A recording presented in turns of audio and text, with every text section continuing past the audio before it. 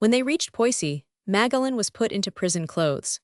From that evening he had to live on skilly and learn to pick oakum. We content ourselves with relating the bare facts, although we cannot resist adding that they happened under the reign of a prince who pretended to be a man of letters, since he had ordered a quatrain from Lemierre and a comedy from Merville. We have already related that M. Arnault, whose Marius Aminturns had succeeded, in spite of Monsieur's prediction, paid, in all probability, for this want of respect for the opinion of His Royal Highness by 4 years of exile on the return of the Bourbons. And this was not Louis Roman XVIII's first attempt on his confreres, the men of letters, without mentioning M. de Chateaubriand, whom he hounded out of the ministry as though he were a lackey, an act which caused that worthy gentleman to remark on receiving his dismissal, "It is strange, for I have not stolen the king's watch." Without counting Magellan, whom he sent to Poissy chained to a scurvy convict, without counting M. Arnault, whom he banished from the country. There was, besides, a little story of the same kind in connection with Beaumarchais. More than once has M. Arnault related in my hearing the curious and too little-known history of Beaumarchais' imprisonment. These are the facts. There is always a public censorship, except during the first 2 or 3 months following the accession of princes to the throne, and the 2 or 3 months after they are deposed. But when these 3 months have elapsed, the censorship reappears on the waters after its plunge, and proceeds to discover some minister, preferably of liberal or even republican tendencies, and to lay a snare for him. When the Marriage de Figaro was running its course, M. Suard was censor, and he was also a journalist. He was one of those who had most bitterly opposed the representation of Beaumarchais' work, and he was largely responsible for the 59 journeys, du Marais à la police, that the illustrious author made without being able to obtain leave for his play to be performed. At length, thanks to the intervention of the Queen and the Comte d'Artois, the Fall Journey, recovered intact out of the claws of these gentlemen, was played on 27 April. M. Suard was vindictive both in his capacity as censor and as a journalist, so that if he could not exercise the censorship by the use of scissors, he had recourse to his pen. M. Suard was on very familiar terms with the Comte de Provence, and he served the Comte de Provence as a screen when His Royal Highness wished to give vent, incognito, to some petty literary spite. Le Comte de Provence detested Beaumarchais almost as much as did M. Suard himself. The result was that the Comte de Provence hastened to unburden himself, by means of M. Suard, in the Journal de Paris, against the unfortunate Marriage de Figaro, which continued its successful run, in spite of M. Suard's signed articles or the anonymous articles of His Royal Highness. In the meantime, Beaumarchais handed over the sum of about 30 or 40,000 francs, which he received as author's rights in the Marriage de Figaro, to the Association for Helping Poor Foster Mothers. Monsieur, who had not got a child, a less polite chronicler than myself would say who was incapable of begetting one, and who consequently, owing to his failing in this respect, had not much sympathy with foster mothers, indulged himself, always under the cloak of anonymity, in attacking the man, after having attacked the play, and wrote a letter against him in the Journal de Paris, overflowing with venomous spleen. Beaumarchais, who thought he recognized this onslaught as from the hand of M. Suard, proceeded to lash the pedant soundly. As ill luck would have it, it was His Royal Highness who received the tanning intended for the censor's hide. Monsieur, smarting under the stripes, went with the story of his grievances to Louis Roman XVI, giving him to understand that Beaumarchais was perfectly well aware that he was not replying to the royal censor, but to the brother of the king. Louis Roman XVI, offended on behalf of Monsieur, commanded the citizen who dared to take the liberty of chastising a royal personage, regardless of his rank, to be arrested and taken to a house of correction, not to the Bastille, that prison being considered too good for such a worthless scamp. And as His Majesty was playing loo when he made this decision, it was on the back of a 7 of spades that the order was written for Beaumarchais' arrest and his committal to Saint Lazare. Thus we see that, when Louis Roman XVIII had Magellan taken to Poissy, he remained faithful to Monsieur's traditions. Apropos of the censorship, a good story of the present censor is going the rounds this 6th of June, 1851. We will inquire into it, and if it be true, we will relate it in the next chapter. This excellent institution furnishes so many other instances of a like nature that its facts and achievements have to be registered regardless of chronological order, where and when one can, lest one run the risk of forgetting them, and that I would indeed be a sad pity. Revenants and nose moutons, our poor moutons shorn to the quick, like Stern's lamb. I have remarked that the year 1823 was the year of trials. Let us see how it earned that name. During the week that elapsed between the Magellan affair and the sentence passed on him, Benjamin Constant appeared before the royal court, on account of 2 letters, one addressed to M. Mangan, Procurator General at the court of Poitiers, and the other to M. Carrer, sub-prefect of Saumur. As it was a foregone conclusion that Benjamin Constant was to be condemned, the court sentenced him to pay a fine of 1,000 francs and costs. On 29 January, a week before this happened, the correctional police sentenced M. de Jouy to a month's imprisonment, a fine of 150 francs, and the costs of the trial, for an article in the Biographie des Contemporains which had been recognized as his. This article was the biography of the brothers Faucher. The sentence created a tremendous sensation. M. de Jouy was then at the height of his fame. The Ermite de la Chaussée Danton had made him popular. The 100 representations of Scylla had made him famous. I knew M. de Jouy well. He was a remarkably loyal man, with a delightful mind and an easy pen. I believe he had been a sailor, serving in India, where he knew Tippo Sahib, upon whom he founded a tragedy, commissioned, or very nearly so, by Napoleon, which was acted on 27 January 1813. The work was indifferent and did not meet with much success. On the return of the Bourbons, the court was half-heartedly willing to encourage men of letters, M. de Jouy in particular, who held one of the highest positions among them. It was the more easily managed since M. de Jouy was an old royalist, and I believe a soldier of Condé's army. It was not a case of making a convert but retaining an old partisan. His articles in the Gazette, signed L'Ermite de la Chaussée Danton, had an enormous success. I heard it said at the time that M. de Jouy was called up before M. de Vitrolles and asked to mention what it was he wanted. What he wanted was the due recognition of his services, namely, the Cross of St. Louis. For, as a rule, straightforward men only desire things they are entitled to. Desiring the cross, and having deserved it, he asked for it. But they wished to force conditions upon him. They desired that he should not merely be satisfied with refraining from pointing fun at the absurdities of the Restoration. They wanted him to emphasize the glories of the empire. They wanted him to do a base action before he, a loyal soldier, a clean-handed man, a poet of considerable repute among his confreres, could obtain the cross.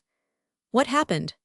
The noted poet, the loyal soldier, the honest man, said that the cross should go to Hades first, and he showed the person who came to propose these conditions to the door. It was the right way to treat the minister, but it was unlucky for the cross, which would not have honored M. de Jouy, but which M. de Jouy would have honored. And behold M. de Jouy in the opposition, behold M. de Jouy writing articles in the biography which cost him a month's imprisonment, and which increased his popularity twofold. What fools governments are to refuse a man the cross he asks, and to grant him the persecution he does not desire, the persecution which will be far more benefit to him, in honor and in worldly goods, than the bit of ribbon which nobody would have noticed. Moreover, M. de Jouy did not write anything so very reprehensible. No, on the contrary, M. de Jouy was distinguished for the suavity of his criticism, the urbanity of his opposition, the courtesy of his anger. The manner adopted by this good ermite has long since been forgotten, and the generation which followed ours has not even read his works. Heyo, if the said generation reads me, it will read him, for I am about to open his works and to quote some pages from them at haphazard. They go back to the first months of the second return of the Bourbons, to the period when all the world lived out in the squares, to the time when everybody seemed eager after I know not what. After a revolution, one has need to hate men, but after a restoration, one can do nothing but despise them. M.B. de 50 is overwhelmed with requests for positions and rights to the Ermite de la Chaussée Danton, to beg him to insert the following letters in his paper. Monsieur, we have neither of us time to spare, so I will explain to you the object of my letter in a very few words. I formerly had the honor to be attached to one of the princes of the House of Bourbon.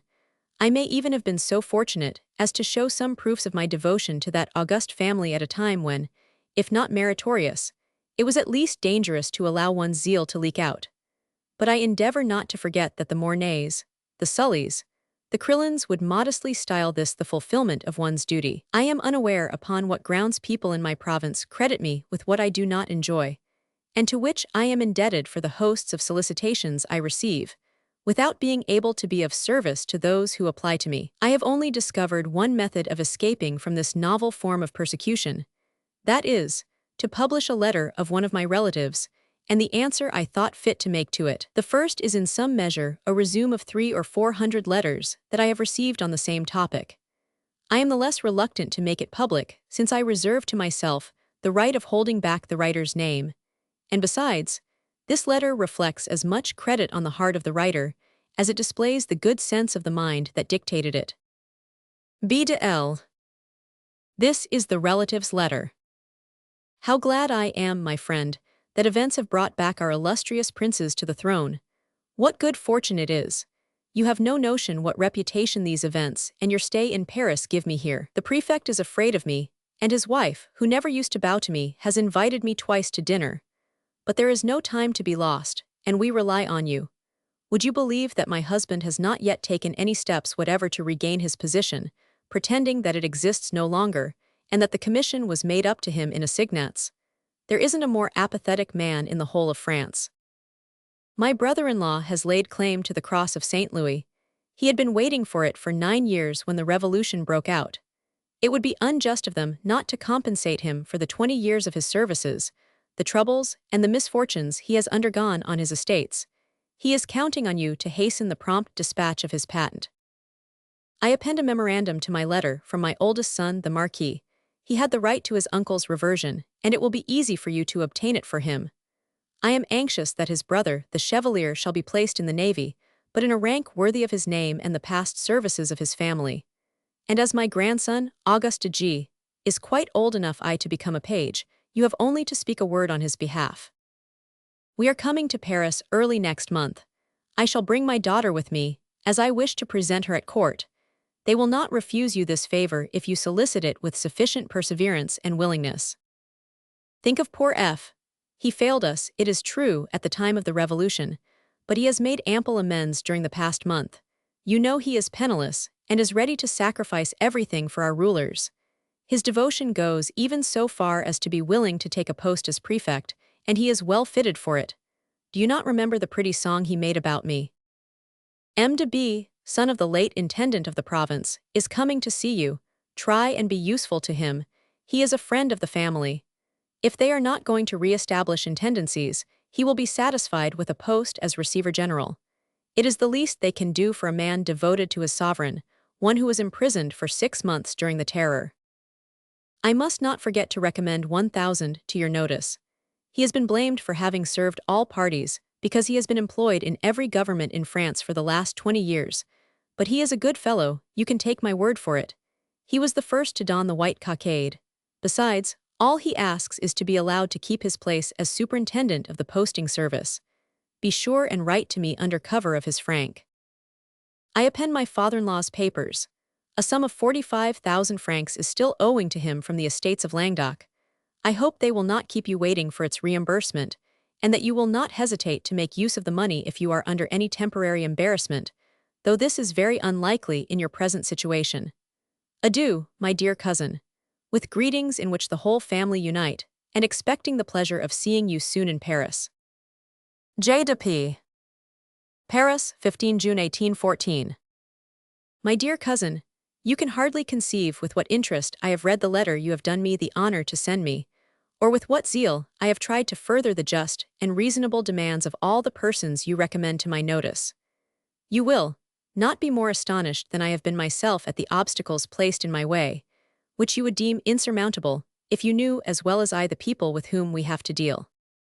When I spoke of your son, who has long been desirous of service, and asked for a berth as major in his father's old regiment, they urged, as a not unreasonable objection, that peace was concluded, and that before thinking of a position for the Marquis de Fives, they must consider the lot of 25,000 officers, some of whom, would you believe it, press for the recognition of their campaigns, their wounds, and even go so far as to urge the number of battles in which they were engaged, whilst others more directly associated with the misfortunes of the royal family had returned to France without any fortune, beyond the goodwill and complaisance of the king. I then asked, with a touch of sarcasm, what they meant to do for your son, and for the multitude of brave royalists who have suffered so much through the misfortunes of the realm, and whose secret prayers for the recall of the royal family to the throne of its ancestors had been unceasing.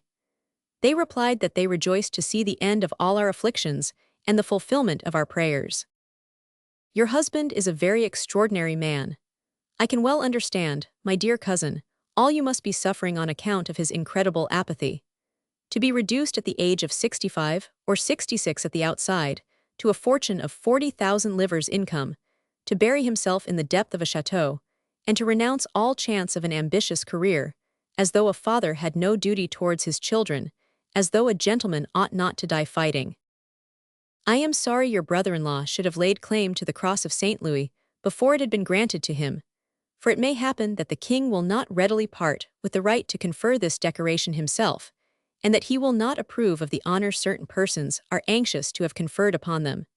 You will realize that it would be less awkward not to have had the cross of St. Louis than to find oneself obliged to give it up. I did not forget to put forward the claims of your son, the Chevalier, and I do not despair of getting him entered for the examination of officers for the Royal Marines. We will then do our utmost to get him passed into the staff of 100 officers, who are far too conscious of their worth, of the names they bear, and of the devotion they profess to have shown at Quiberon. Your grandson August is entered for a page. I cannot tell you exactly when he will be taken into the palace, my dear cousin, as your request followed upon 3,775 other requests, made on behalf of the sons of noblemen or officers slain on the field of battle, though they cannot show the slightest claim on account of services rendered to the state or to the princes. You are well advised in wishing to place your daughter at court, and it will not be difficult when you have found a husband for her, whose rank and fortune will entitle her to a position there. If this is not arranged, I do not quite see what she would do there, or what suitable post she could occupy there, however able she may be. Maids of honor are not yet reinstated. I have presented a petition in favor of F, to which I annexed the pretty song he composed for you, but they have become so exacting that such claims no longer suffice to obtain a post as prefect. I will even go so far as to tell you that they do not think much of your protégé's conversion and of the sacrifices he is prepared to make. His enemies persist in saying that he is not a man who can be relied upon. I witnessed his powers of work in former times, and I am convinced that if he would serve the good cause nowadays with half the zeal he formerly exerted on behalf of the bad cause, they would be able very usefully to employ him. But will this ever be put to the test? I have not learnt whether intendances are to be re-established, but they seem to think that public receiverships will be diminished, if only in the number of those which exist in departments beyond our bounds. This makes me fear that M. de B. will have to be satisfied with the enormous fortune his father made in the old revenue days, which he found means to hide during the revolutionary storms. He must learn to be philosophical. Do not be in the least uneasy over the lot of 1,000. I know him. He has considerable elasticity of character and of principle. For 20 years he has slipped in and out among all parties, without having offended any. He is a marvelously clever fellow, who will serve himself better than anyone else ever will be served. He is no longer superintendent of the posting bureau, having just obtained a more lucrative post in another department of the government. Do you always take such great interest in his affairs? I return you your father-in-law's papers, dear cousin, relative to the debt on the Languedoc estates.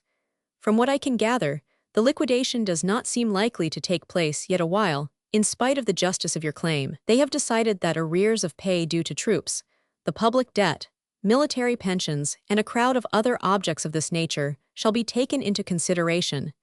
This measure is evidently the fruit of some intrigue. You should tell F. to draw up a pamphlet upon the most urgent needs of the state, and to endeavor to refer to this debt in the first line of his pamphlet. You have no idea how much the government is influenced by the multitude of little pamphlets, which are produced every day by ill-feeling, anger, and hunger with such commendable zeal. You will see, my dear cousin, that, at the rate things are going, you must possess your soul in patience.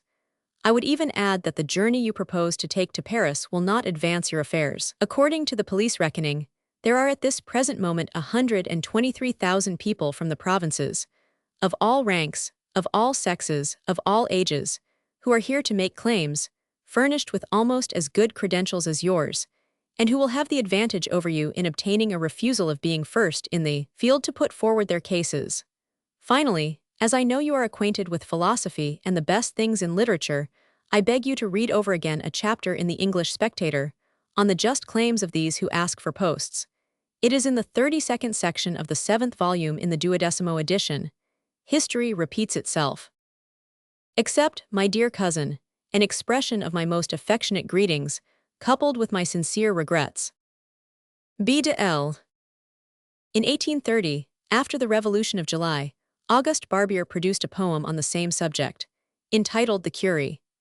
When one rereads those terrible verses and compares them with work by M. de Jouy, the writings of the latter seem a model of that Attic wit which was characteristic of the old school, and Barbier an example of the brutal, fiery, unpremeditated writing so typical of his muse. Meanwhile, at about the period we have reached, whilst Louis Roman XVIII was hunting down men of letters with that ruthlessness of which we have just cited a few examples, he was laying claim to a place in their midst. Through the foolish advice of his sycophants, the regal author published a little work entitled Voyage de Paris à Bruxelles. I do not know whether it would be possible today to procure a single copy of the royal brochure, wherein were to be found not only such errors in French grammar as J etais déjà un peu gros, à cette époque, pour monter et descendre de cabriolet, but worse still, revelations of ingratitude and heartlessness. A poor widow risks her head to take in fugitives, and sacrifices her last louis to give them a dinner. Monsieur relates this act of devotion as though it were no more than the fugitives' due, and ends the chapter by saying, "The dinner was execrable." It was written in kitchen French, as Colonel Morisel observed to M. Arnault. That is easily explained, replied the author of Germanicus, since the work was by a restaurateur. The Memoir, ordered to review the Voyage de Paris à Bruxelles, contented itself by saying, "If the work is by the august personage to whom it is attributed, it is above the region of criticism. If it is not by him, it is beneath criticism." Let us revert to Colonel Morisel, one of the most interesting characters of the time. They could not get up the same kind of trial against the author of the Messenians, of the Vepers Sicilians, of the Comedians, and of Peria, as they did against M. de Jouy and Magellan. They could not imprison him in Saint Pelagie or send him to Poissy, bound hand to hand and side by side with a filthy convict, but they could reduce him to poverty, and that is what they did. On 15 April we read in the Liberal papers, "We hear that M. Ancelot, author of Louis Roman IX, and of Maire du Palais, has just received letters patent of nobility, and that M. Casimir de Lavigne, author of Vepers Sicilians, of Peria, and of the Messenians, has just lost his post in the library of the Minister of Justice." It was quite true. M. Ancelot had been made a baron, and M. Casimir de Lavigne was turned out into the street. It was at this juncture that, on the recommendation of Vadout, who had just published the Histoire de la Fille d'un Roi, the Duc d'Orléans appointed Casimir de Lavigne to the post of assistant librarian at the Palais Royal, where 6 years later I became his colleague. Vadout was an excellent fellow, a trifle conceited, but even his vanity was useful as a spur, which, put in motion by the example of others, goaded him to do the work he would otherwise not have attempted. One of his conceits was to pretend he was a natural son of a prince of the House of Orleans, a very innocent conceit, as it did not harm anyone, and nobody considered it a crime, for he used the influence he acquired by his post at the Palais Royal in rendering help to his friends, and sometimes even to his enemies. Just at this moment, the information I have been seeking concerning the last act of the censorship has been brought me. Ah, my dear Victor Hugo, you who are busy trying to wrest from the jury, before whom you are defending your son, the entire abolition of the death penalty, make an exception in favor of the censor, and stipulate that he shall be executed twice over at the next revolution, since once is not nearly enough. I wish here to swear on my honor that what I am about to state is actual truth. Chapter 7. The House in the Rue Chaillot, 4 poets and a Dr. Corneille and the censorship, things M. Faucher does not know, things the President of the Republic ought to know. In the year Roman III of the Second French Republic, on the evening of 2 June, M. Louis Bonaparte being President, M. Leon Faucher Minister, M. Guizard Director of the Fine Arts, the following incident occurred, in a salon decorated with Persian draperies, on the ground floor of a house in the Rue de Chaillot. 5 or 6 persons were discussing art, a surprising fact at a time when the sole topics of conversation were dissolution, revision, and prorogation. True, of these 5 persons 4 were poets, and one a doctor who was almost a poet and entirely a man of culture. These 4 poets were, first, Madame Émile de Girardin, mistress of the house in the Rue de Chaillot where the gathering took place. Second, Victor Hugo. Third, Théophile Gautier. Fourth, Arsène Houssaye. The doctor's name was Cabarrus. The gentleman indicated under number 4 held several offices. Perhaps he was rather less of a poet than were the other 3, but he was far more of a businessman, thus equalizing the balance. He was manager of the Théâtre Français, the resignation of which post he had already sent in 3 times, and each time it had been refused. You may perhaps ask why Arsène Houssaye was so ready to send in his resignation. There is a very simple answer. The members of the Théâtre Français company made his life so unendurable that the poet was ever ready to send to the right about his demigods, his heroes, his kings, his princes, his dukes, his marquises, his counts, and his barons of the Rue de Richelieu, in order to re-engage his barons, his counts, his marquises, his dukes, his princes, his kings, his heroes, and his demigods of the 17th and 18th centuries, whom he knew and whose strings he could pull as though he were the Comte de Saint-Germain, who was their familiar friend. Now why should the members of the Théâtre Français company make their manager's life so hard? Because he made money, and nothing irritates a member of the Théâtre Français company so much as to see his theatre make money. This may seem inexplicable to sensible folk. It is indeed a mystery, but I have not set myself to explain the fact. I state it, that is all. Now, in his capacity as manager of the Théâtre Français, Arsène Houssaye thought of something which had not occurred to anyone else.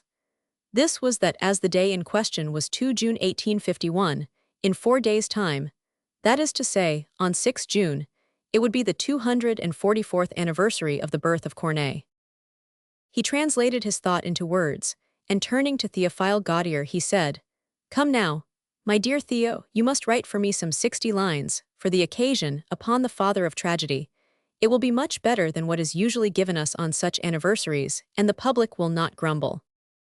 Théophile Gautier pretended not to hear. Arsène Houssaye repeated his request. "Good gracious, no," said Gautier. "Why not?" "Because I do not know anything more tiresome to write than an official panegyric, were it on the greatest poet in the world. Besides, the greater the poet, the more difficult is it to praise him." "You are mistaken, Théophile," said Hugo, "and if I were in a position at this moment to do what Arsène asks, I would undertake it. Would you think of passing in review Corneille's 20 or 30 plays? Would you have the courage to speak of Melite, of Clitandre, of the Galerie du Palais, of Pertharite, of Oedipe, of Attila, of Agesilas? No, I should not mention any one of them." "Then you would not be extolling Corneille. When a poet is praised, you must praise his bad work loudest of all. When one does not praise, it savors of criticism." "No," said Hugo, "I do not mean anything like that. I would not undertake a vulgar eulogy. I would describe the aged Corneille, wandering through the streets of old Paris, on foot, with a shabby cloak on his shoulders, neglected by Louis Roman XIV, who was less generous towards him than his persecutor Richelieu, getting his leaky shoes mended at a poor cobbler's, whilst Louis Roman XIV, reigning at Versailles, was promenading with Madame de Montespan, Mademoiselle de la Vallière and Madame Henriette, in the galleries of Lebrun or in the gardens of Lenader. Then I would pay compensation to the poet's shade by showing how posterity puts each one in his proper place, and as days are added unto days, months to months and years to years, increases the poet's fame and decreases the power of the king." "What are you looking for, Théophile?" asked Madame de Girardin of Gautier, who had got up hastily. "I am looking for my hat," said Gautier. "Girardin is asleep on it," replied Cabarrus dryly. "Oh, don't wake him," said Madame de Girardin. "It will make an article." "Nevertheless, I cannot go without my hat," said Gautier. "Where are you off to?" asked Arsène Houssaye. "I am going to write you your lines, of course. You shall have them tomorrow." They pulled Théophile's hat from under Girardin's shoulders. It had suffered by reason of its position, but what cared Théophile for the condition of his hat? He returned home and set to work. The next day, as he had promised, Arsène Houssaye had the verses. But both poet and manager had reckoned without the censorship. These are Théophile Gaudier's lines on the great Corneille. They were forbidden by the dramatic censor. As I have said, in the year Roman III of the Second Republic, M. Louis Bonaparte being president, M. Léon Faucher minister, and M. Guizard director of the fine arts. Par une rue étroite, au cœur du vieux Paris. Au milieu des passants, du tumulte et des cris. Latit dans le ciel et le pied dans la fange. Kemenate appellants une figure étrange. 108 Un grand via severement drape. Noble et Saint Miser, en son manteau rape. Sun oil daigle, sun front, argent vers les tempes. Rappelant les fierts des plus males estamps. Et elan ut dit, avoir si masque souverain. Une medal antique a frapper en airing. Chaque pli de sajau, austirement cruci. Semblate continuer un silent de pensée.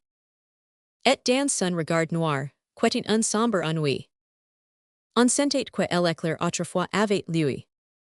La via asserita, dans une pauvre écope.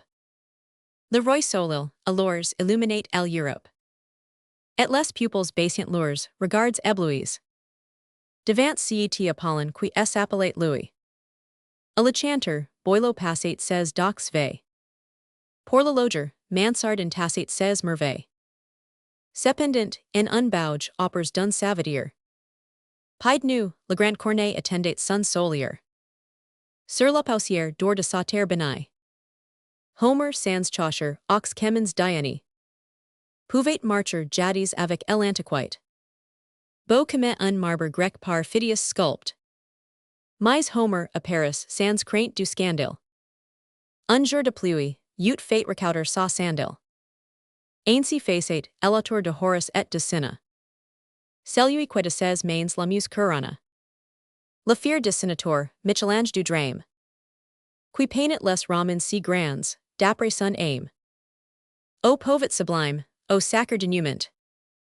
Par si cœur héroïque, accept simplement. Louis, si vil detail que la bonne gout de Dany.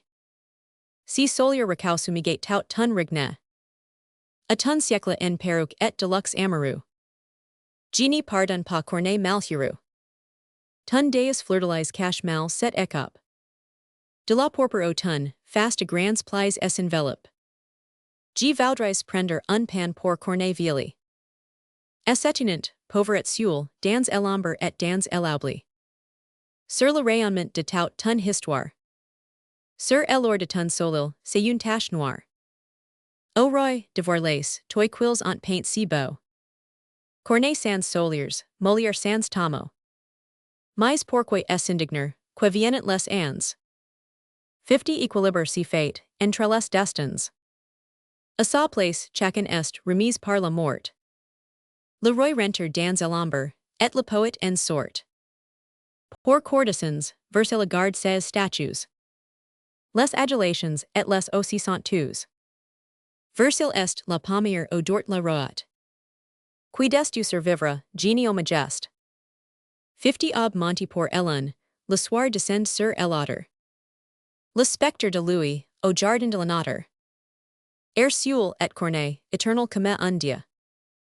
Tauger sur son, autel voit relier le feu. Quefant briller plus vif en ses fêtes natals. Les générations, immortels vestals. Quand en powder est, tom le diadème d'or. Sun vivace laurier paus et verdit in cor. Dans la posterite, perspective in canoe. Le poet grandit, et le roi diminu.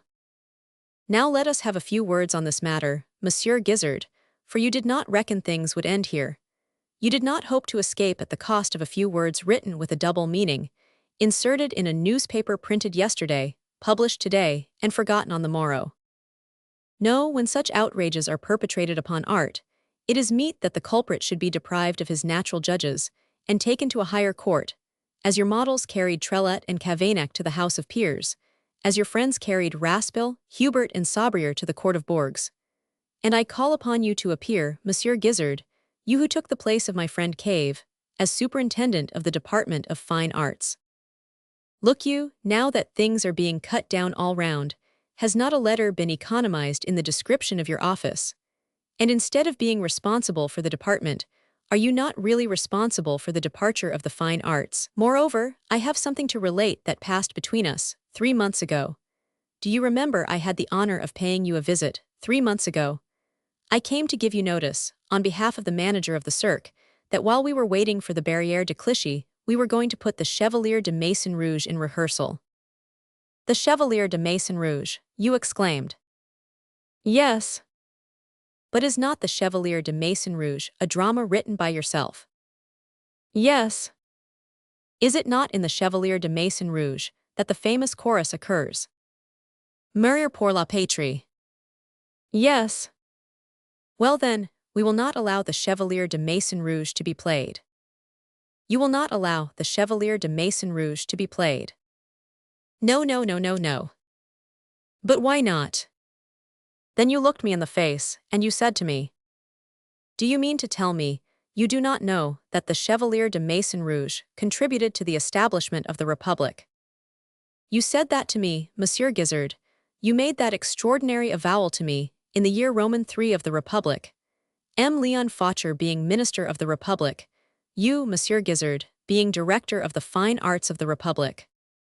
I was so astounded at the reply that I could find nothing else to say than how the devil does it come about that I, who lost nearly 200,000 francs by the coming of the Republic, am a Republican, whilst you, who gained thereby a post bringing you in 12,000, are a reactionary.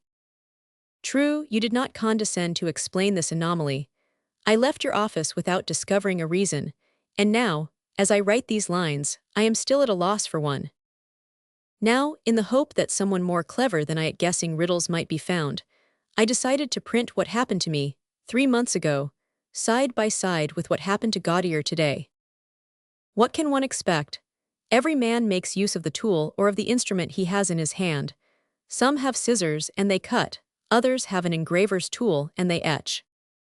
What I write, I warn you, M. Gizzard, is translated into 8 or 9 different languages. So we shall have the assistance of learned men in many lands to help us in our researches, and the archaeologists of 3 generations. For, suppose my works live no longer than the time it will take for rats to devour them, it will take those creatures quite 100 years to eat my 1,000 volumes. You may tell me that the order to stop M. Théophile Gautier's verses came from a higher source, from the minister. To that I have nothing to say.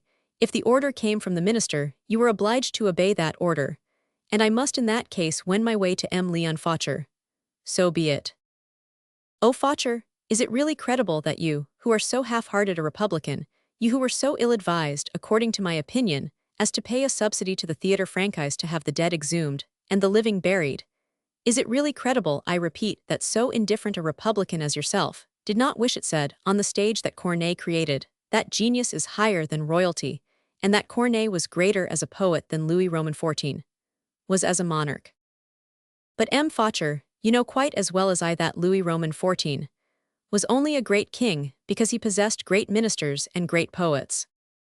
Perhaps you will tell me that great ministers and poets are created by great kings. No, M. Faucher, you will not say that, for I shall retort, Napoleon, who was a great emperor, had no Corneille, and Louis Roman XIII, who was a pitiable king, could boast a Richelieu. No, M. le Minister, Louis Roman XIV, believe me, was only great as a king because, and Michelet, one of the greatest historians who ever lived, will tell you exactly the same. Richelieu was his precursor, whilst Corneille's precursor was who? Jodelle. Corneille did not need either Condé, or Turenne, or Villers, or de Catinat, or Vauban, or Mazarin, or Colbert, or Louvois, or Boileau, or Racine, or Benserade, or Lebrun, or Lenader, or even M. de Saint-Aignan to help him to become a great poet. No, Corneille took up a pen, ink and paper. He only had to lean his head upon his hand, and his poetry came. Had you but read Théophile Gautier's lines, M. le Minister, but I am sure you have not read them, you must have seen that these verses are not merely the finest Théophile Gautier ever penned, but the finest ever written since verses came to be written. You must have seen that their composition was excellent, and their ideas above reproach. A certain emperor I knew, one whom apparently you did not know, would have sent the officer's cross of the Legion of Honor and a pension to a man who had written those verses. You, M. le Minister, sent orders that Théophile Gautier's lines were not to be read on the stage of the Theatre Francais. But perhaps this order came from higher authority still. Perhaps it came from the President of the Republic. If it came from the President of the Republic, it is another matter. And it is with the President of the Republic that I must settle my grievance. I shall not take long in dealing with the President of the Republic. Ah, le Président de la République, I shall say to him, you who have forgotten so many things in the overwhelming rush of state affairs, have you, by any chance, forgotten what Monsieur your uncle said of the author of the Cid? If Corneille had lived in my time, I would have made him a prince. Now that I have said to the President of the Republic, to le Ministre de l'Intérieur, and to le Chef de Division Chargé du Département des Beaux-Arts, what I had it in my mind to say, let us return to the year 1823, which also possessed its censorship, but one that was much less severe than that of 1851. Book 5. Chapter 1. Chronology of the Drama, Mademoiselle Georges Waymer, Mademoiselle Raucourt, Legouve and his works, Marie-Joseph Chenier, his letter to the company of the Comédie Française, Young Boy's Perfections, Ducis his work. Now the royalist reaction of which we were speaking, before we interrupted ourselves to address the high public functionaries who had the honor of appearing before our readers in the last chapter, did not only strike at literary men, but it hit out cruelly, bitterly, and mortally at public men. It began by the expulsion of Manuel from the chamber. It closed with the execution of Riego. But I must confess I was not so much occupied at that time with the quarrels of the chamber, or the Spanish War, or the fate that Madame de Caylus, who was very kind to me later, gave to Saint-Ouen to celebrate the return of Louis Roman XVIII, or the death of Pope Pius Roman VII. There were two events which were quite as important to my thinking. The first production of Lucien Arnault's Pierre de Portugal, and that of the École des Vieillards, by Casimir de Lavine. Although the dramatic statistics for the year 1823 showed a total production of 209 new plays, and of 161 authors acted, the best theaters, especially during the first 9 months of the year, presented but a sorry show, and were very far removed from reaching the level of the preceding year. Thus, on 26 April, 1822, the Odeon had produced Attila by M. Hippolyte Bis. On 5 June, the Théâtre Français played Lucien Arnault's Regulus. On 14 June, the Odeon played The Maccabees by M. Gouraud. Frederick Lemaitre, who belonged to the Cirque, played one of the brothers Maccabees. On 7 November, the Théâtre Français produced M. Salmet's Clytemnestra, in which Talma gave a realistic representation of the tragic and unhappy fate of Orestes. On 9 November, the Odeon put on its boards the same author's Saul, in which Giovanni first began to make his reputation. Finally, on 21 December, the Théâtre Français produced Valerie, by M. Scribe and Millesville. As against all these new plays, the year 1823 only offered us the comedy of L'Education, Aux les deux cousins by M. Casimir Bonjour, and Comte Julien by M. Gouraud. 50 Education, Aux les deux cousins, is M. Casimir Bonjour's best comedy, but M. Casimir Bonjour's best comedy had the option of being a feeble production, and it exercised that option. While Comte Julien was honest, careful work, as were all the author's plays, its principal attraction was that the company acting it contained Mademoiselle Georges, who made her reappearance in Paris after an absence of 4 or 5 years. Mademoiselle Georges was extremely beautiful at that period, and still had all her diamonds. Those who knew Harrel and the fantastic posters he invented know the part which Mademoiselle Georges' diamonds played in the roles Mademoiselle Georges acted. I have told my readers that as celebrated characters appear in these memoirs, I will describe them all as clearly as I can, in the light of contemporary knowledge. Some of them only shone for a very short time, and their light is now extinguished forever. But what I have to say about them will be all the more interesting on that account, for what follows describes my first impressions of them, when they were in the zenith of their popularity. We have remarked that the age of any living actress is not to be known, but reckoning from the year when Mademoiselle Georges made her debut, that is to say, fro November 1802, she must have been 38 in 1823. Just a word to explain how Mademoiselle Georges gained access to the theatre, and how she managed to remain on the boards. Loved by Bonaparte, and retained in his favor when he became Napoleon, Mademoiselle Georges, who begged to be allowed to accompany Napoleon to St. Helena, is almost a historical personage. Towards the close of the year 1800 and the beginning of 1801, Mademoiselle Raucourt, who was leading lady in tragedy at the Théâtre Français, went on tour in the provinces. This was at a time when, although government had plenty to do, it was not ashamed to concern itself with the arts in its spare moments. Mademoiselle Raucourt had therefore received orders from the government to look out for any pupil during her tour whom she might think worth instruction, and to bring her back to Paris. This young lady was to be considered the pupil of the government, and would receive a grant of 1,200 francs. Mademoiselle Raucourt stopped at Amiens. There she discovered a beautiful young girl of 15 years of age who looked to be 18. You might have thought that the Venus of Milo had descended from her pedestal. Mademoiselle Raucourt, who was almost as classic in her tastes as the lesbian Sappho, admired statuesque beauty immensely. When she saw the way this young girl walked, her gait that of the goddess, to use Virgil's phrase, the actress made inquiries and found that her name was Georges Weimer, that she was the daughter of a German musician named Georges Weimer, manager of the theatre, and of Mademoiselle Virtuelle, the actress who played the chambermaid parts. This young lady was destined for tragedy. Mademoiselle Raucourt made her play Elise, with her, in Didon, and Hérésie in Fetter.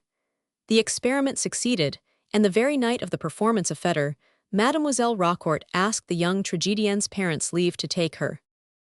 The prospect of being a government pupil, and, better still, the pupil of Mademoiselle Raucourt, was, with the exception of some slight drawbacks in the way of regulations to which the young girl had perforce to agree, too tempting an offer in the eyes of her parents to be refused. The request was granted, and Mademoiselle Georges departed, followed by her mother.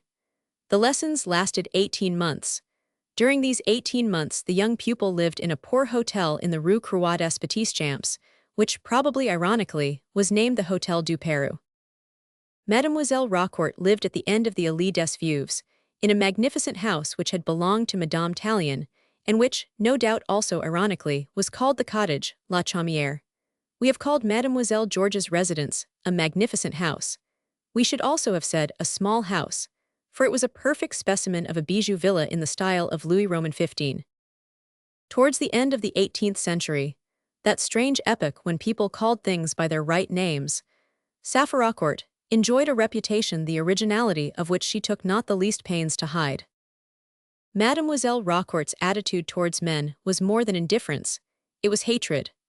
The writer of these lines has in his possession a memorandum signed by this famous actress, which is a regular war cry against the masculine sex, and in which the modern queen of the Amazons calls upon every lovely warrior enrolled under her orders to open rupture with men. Nothing could be more odd than the form and, above all, the subject matter of this manifesto.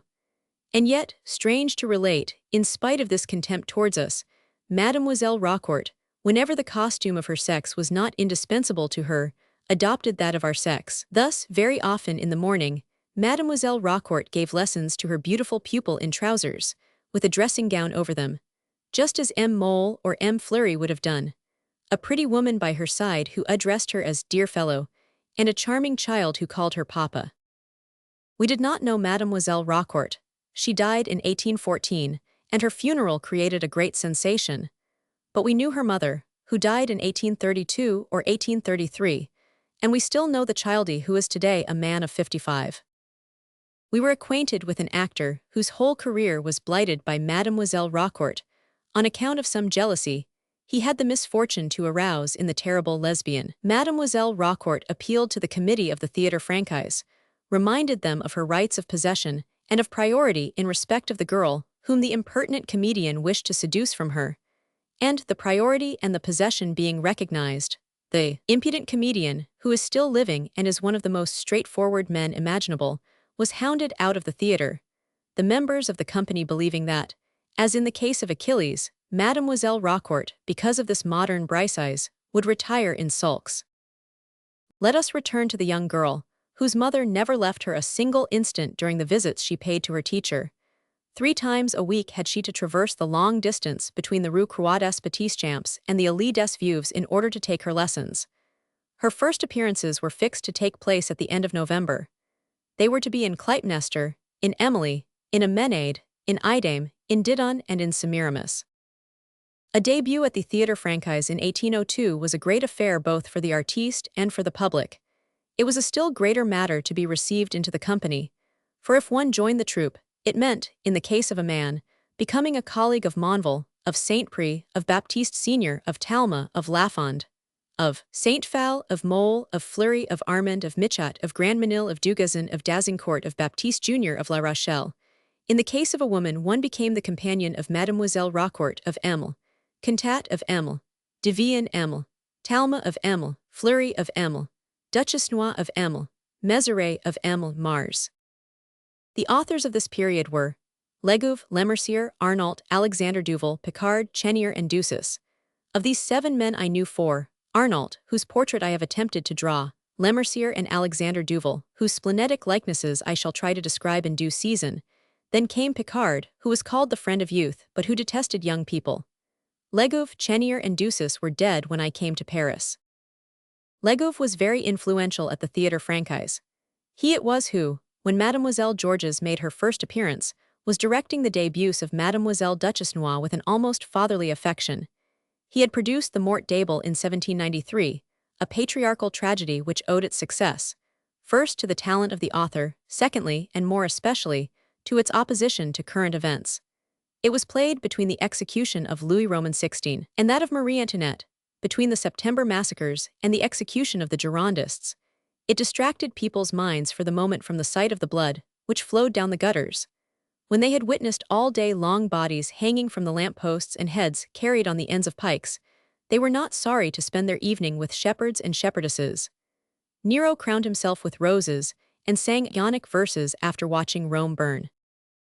In 1794, Legouve had produced Epicurus. The last act contained a very fine monologue, which he certainly had not created himself, but which he had borrowed from a page of Mercier. This final act made the success of the play. I heard Talma declaim the monologue in his pompous style. Finally, in 1799, Legouve had produced Étiocles. Étiocles was a failure, or nearly so, and seeing this, instead of providing a fresh tragedy for the Théâtre Français, Legouve introduced a new tragic actress. Mademoiselle Duchess Noix had just completed her exceedingly successful debut when Mademoiselle Georges made her first appearance.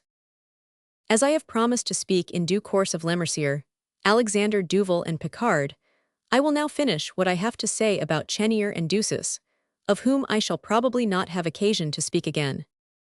Marie-Joseph Chenier possessed singular conceit. I have a dozen of his letters before me, written about Charles Roman IX. I will pick out one which is a model of naivete.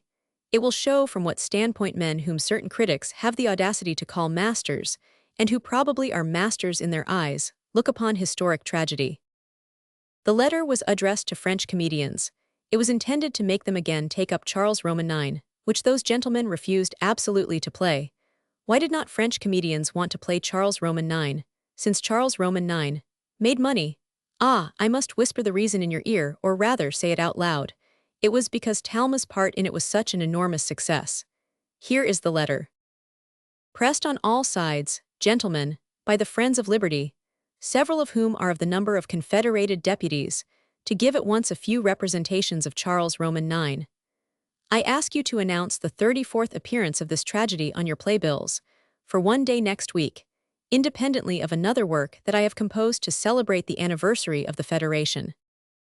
You may like to know that I intend to add several lines applicable to this interesting event, in the part of the Chancellor of the Hospital, for I am always anxious to pay my tribute as a citizen.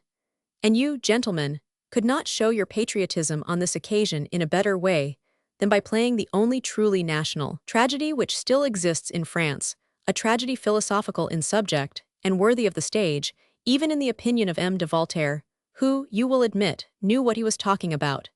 In this tragedy, I have made a point of sounding the praises of the citizen king who governs us today. Accept my sincere regards, etc. Can you imagine the Chancellor of the Hospital lauding the fate of the Federation, and Charles Roman IX singing the praises of Louis Roman XVI? Ah, Wells. Chenier had made his debut in Charles Roman IX, which he wanted to have reproduced, and its reproduction caused Danton and Camille Desmoulins to be taken before the police magistrate, accused of having got up conspiracies in the pit. Henry Roman VIII followed Charles Roman IX, with similar success. 2 years after Henry Roman VIII, Callas was produced. Finally, on 9 January 1793, at the height of Louis Roman XVI's trial and some days before that poor king's death, Chenier produced Fenelon, a rosewater tragedy of the same type as the Mort d'Able, which had that kind of success one's friends term a triumph, and one's enemies a failure. Chenier counted on reviving his success by Timoleon. But Robespierre, who had heard the work talked of, read it and stopped it. Listen, you wielders of the censorship. Robespierre trod in your footsteps. He stopped Timoleon as your conferers before him had stopped Tartuffe to no purpose, Mahomet to no purpose, Marriage de Figaro to no purpose. And so we come at last to you, who have stopped Pinto to no purpose, Marion Delorme to no purpose, and Antony to no purpose. Robespierre, we repeat, stopped Timoleon, declaring that, as long as he was alive, the piece should never be played. Yes, but Robespierre proved himself ignorant of the temper of the age in which he and his contemporaries lived. He counted without 9 Thermidor. Robespierre followed Danton to the scaffold, and Timoleon was played. Unfortunately, 2 days before Robespierre, death claimed the sweet-voiced swan whom men called André Chenier, a poet even as his brother, though of a different make, and no writer of tragedies. How was it that Marie-Joseph Chenier found time to look after the rehearsals of his tragedy, so soon after Thermidor, and immediately upon the death of his brother? André was only his brother, and Timoleon was his child. But many-headed Nemesis was watching over the forgotten poet and preparing a terrible vengeance. Timoleon killed his brother, and Chenier was accused of not having saved his. Cries were raised for the name of the author. No need, cried a voice from the pit. The author's name is Cain. From that day Chenier renounced the theatre, although there were rumors of 2 plays lying waiting to come forth some day from his portfolio, called Tiber and Philippe Roman II. Dumas succeeded Chenier. After the death of Beaumarchais, who had written 2 charming comedies of intrigue and 3 poor dramas, Dumas became the patriarch of literature. There was in Rome, under all the popes down to the days of Gregory Roman XVI, who had them removed, a sign over certain surgeons' doors with the inscription, Ise on perfection les petits garçons. The reader will understand what that means. Parents who desired that their boys should remain beardless and possess pretty voices took their children to these establishments, and by a twist of the hand they were perfections. Dumas did to Sophocles, and to Shakespeare pretty much what Roman surgeons did to small boys. Those who like smooth chins and sweet voices may prefer the Oedipoi, Oedip Apollon, Hamlet, Macbeth, Romeo and Juliet and Othello of Dumas, to the Oedipus of Sophocles and the Hamlet, Macbeth, Romeo and Juliet and Othello of Shakespeare. But we must confess that we like nature in all her virility, that we think the stronger a man is, the more beautiful he is, and that we prefer entire dramas to castrated ones. This being so, whether in the case of small boys or of tragedies, we hold all perfectionment to be sacrilege. But let us give Dumas his due. He led the way to Sophocles by a poor road, to Shakespeare by a narrow path, but at all events he left those guideposts by the way, which Voltaire had taken such pains to remove. When Voltaire made a veil for Zaire out of Desdemona's handkerchief, he was very careful to obliterate the mark on the linen he stole. This was more than imitation, it was theft. In the period that elapsed between 1769 and Dumas produced Hamlet, Oedipe Chez Admete, King Lear, Macbeth, Othello and Abufar. This was the condition of the Théâtre Français. This was the state of French literature in the year of grace 1802, when Napoleon Bonaparte was first consul, and Cambyses and Lebrun were assistant consuls. Chapter 2. Bonaparte's attempts at discovering poets. Luce de Lanceville, Bayard Lormian, Lebrun Pindar, Lucien Bonaparte, the author debut of Mademoiselle Georges, the Abbé Geoffrey's Critique, Prince Zappia, Hermione at St. Cloud. Let us here insert a word or two about Bonaparte's little court. We are writing memoirs now, and not novels. We must therefore replace fiction by truth, plot by digressions and intrigue by desultory pages. Oh, if only some man had left us information about the 16th, 17th and 18th centuries, such as I have attempted to leave about the 19th, how I should have blessed him, and what hard work he would have spared me. A few words, therefore, as I have hinted, about Bonaparte and his little court.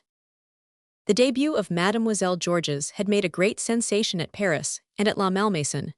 Formerly, one would have said at Paris and at Versailles, but Versailles was no more in 1802. The first consul and his family were greatly interested in literature at that time. Bonaparte's favorite poets were at the two extremes of art, Corneille and Ossian. Corneille as representative of the powers of the intellect, Ossian in the realms of imagination. So Corneille and Ossian took the most prominent place among the poets who figured in the catalogue of his Egyptian library.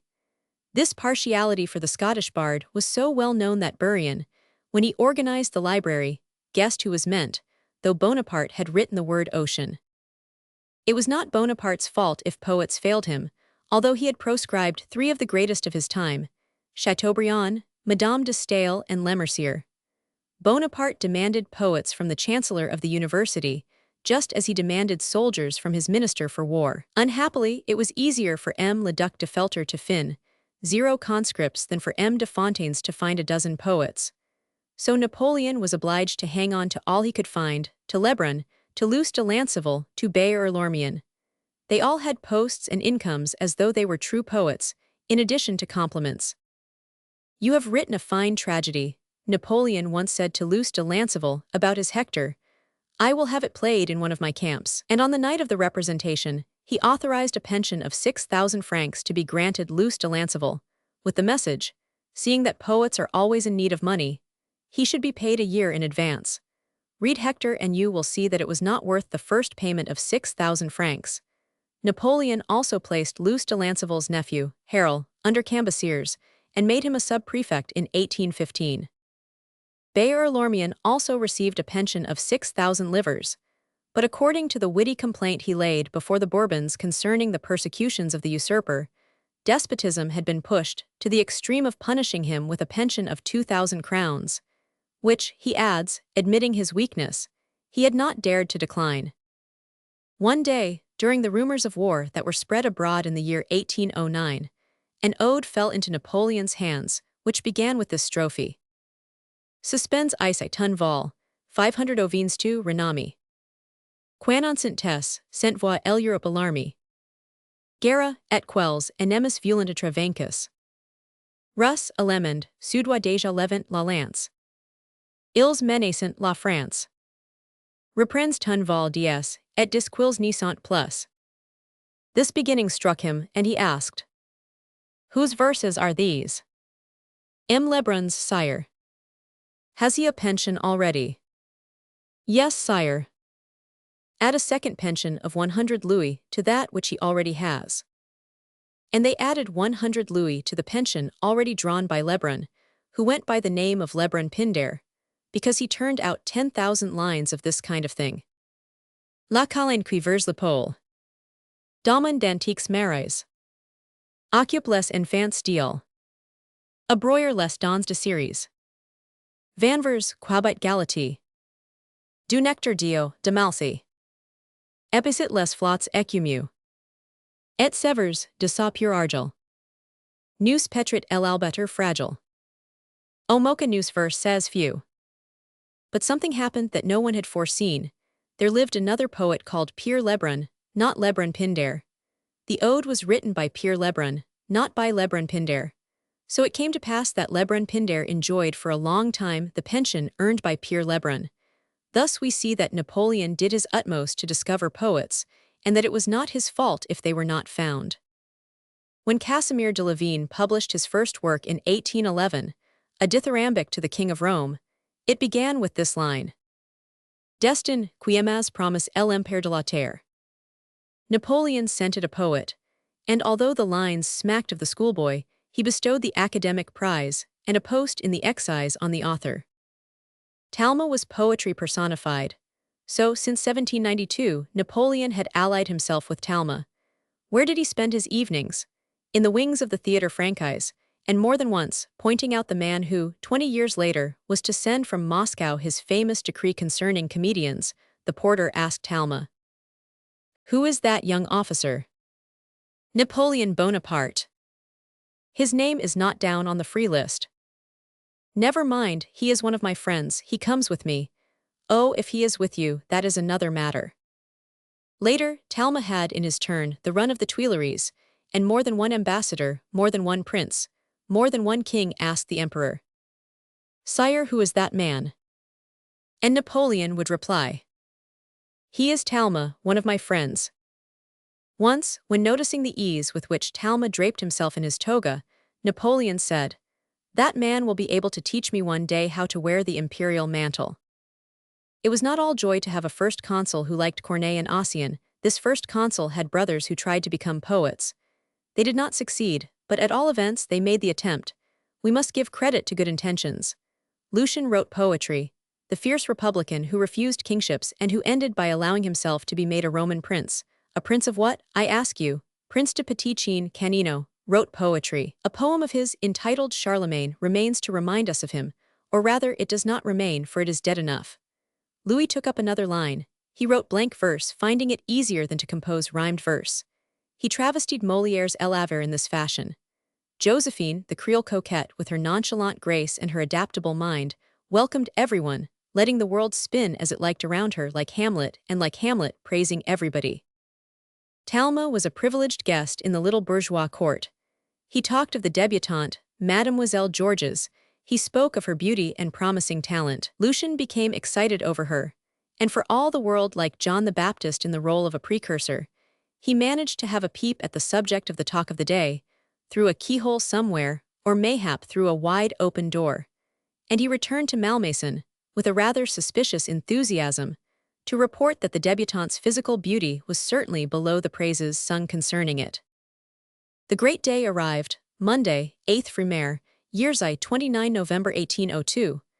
There had been a crowd waiting outside the Théâtre de la République since 11 o'clock in the morning. Here, with the reader's permission, we will introduce Geoffrey's account.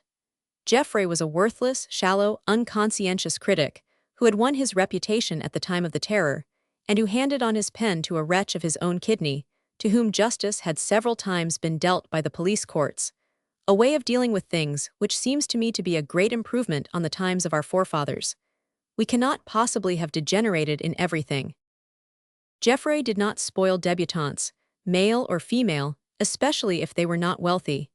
Hear what this sometime prince of critics had to say about Mademoiselle Georges.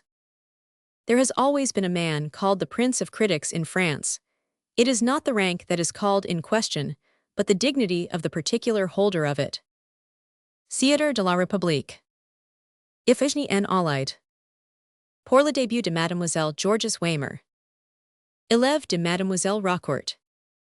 Sufficient measures were not taken to control the extraordinary crowd which so famous a debut attracted. All the police were busily engaged at the box offices during the sale of tickets, while the entrance doors were almost unprotected and sustained a terrific siege. Assaults were attempted of which I could render a tragic account, for I was both a spectator and an involuntary actor therein. Chance threw me into the melee before I was acquainted with the danger. Cuc ips miserum avidi. Et quorum pars magna fui. The assailants were inspired with the desire to see the new actress, and filled with the enthusiasm which a celebrated beauty always rouses. In such cases, curiosity is nothing short of an insane and savage passion. Such scenes are orgies of ferocity and barbarism.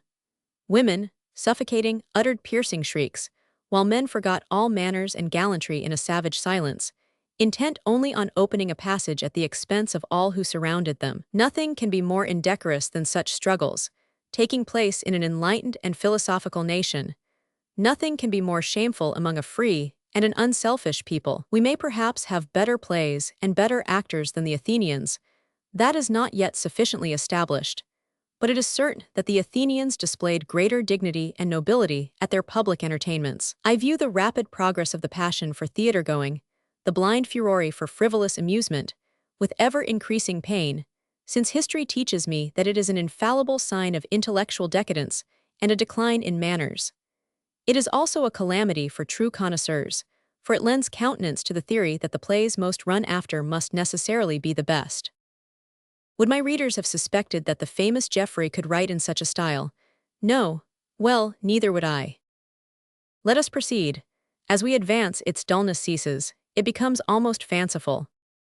When King Priam's counselors saw Helen pass by, they exclaimed, "Such a beautiful princess is indeed worth fighting for.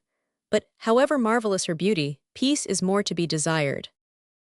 And when I saw Mademoiselle Georges, I said, Is it to be wondered at that people submit to be suffocated in order to see such superb womanly beauty? But were it possible for her to be more beautiful than she is, it would still be better not to be stifled, even in her own interest. For spectators will be more severely critical in their estimate of a debutante if it cost them so much to gain a sight of her. Mademoiselle Georges Waymer's beauty was greatly extolled before her appearance on the stage, and it does not fall below expectation. Her features combine the regularity and dignity of Greek form with French grace. Her figure is that of the sister of Apollo, when she walks on the shores of Eurotas, surrounded by her nymphs, her head uplifted above theirs. She would make a perfect model for Guérin's chisel. Ah, Geoffrey, I do not know whether the critics of the time of Pericles were better than those of the age of Bonaparte, first of that name, but I do know that at least one or two of ours can write in a better style. You think not? Well then, here is a portrait of the same person, written by a critic in 1835. Notice the progress in style made in the 33 years between Geoffrey's time and that of Théophile Gautier. If I mistake not, Mademoiselle Georges is like a medallion from Syracuse or an Isis from an Aegean on bas-relief. The arch of her eyebrows, traced with incomparable fineness and purity, extends over dark eyes which are full of fire and flashes of tragic lightning. Her nose is thin and straight, with obliquely cut nostrils which dilate when she is passionately moved. Her whole profile is grand in its simple uniformity of line. The mouth is strong, superbly haughty and sharp at its corners, like the lips of an avenging nemesis, who awaits the hour to let loose her iron-clawed lion. Yet over her lips flickers a charming smile, full of regal grace, and it would be impossible to believe, when she chooses to express the tender passions, that she has hurled forth, but a short while before, a classic imprecation or a modern anathema. Her chin is full of character and of determination. It is firmly set, and its majestic curves relieve a profile that belongs rather to a goddess than to a mortal.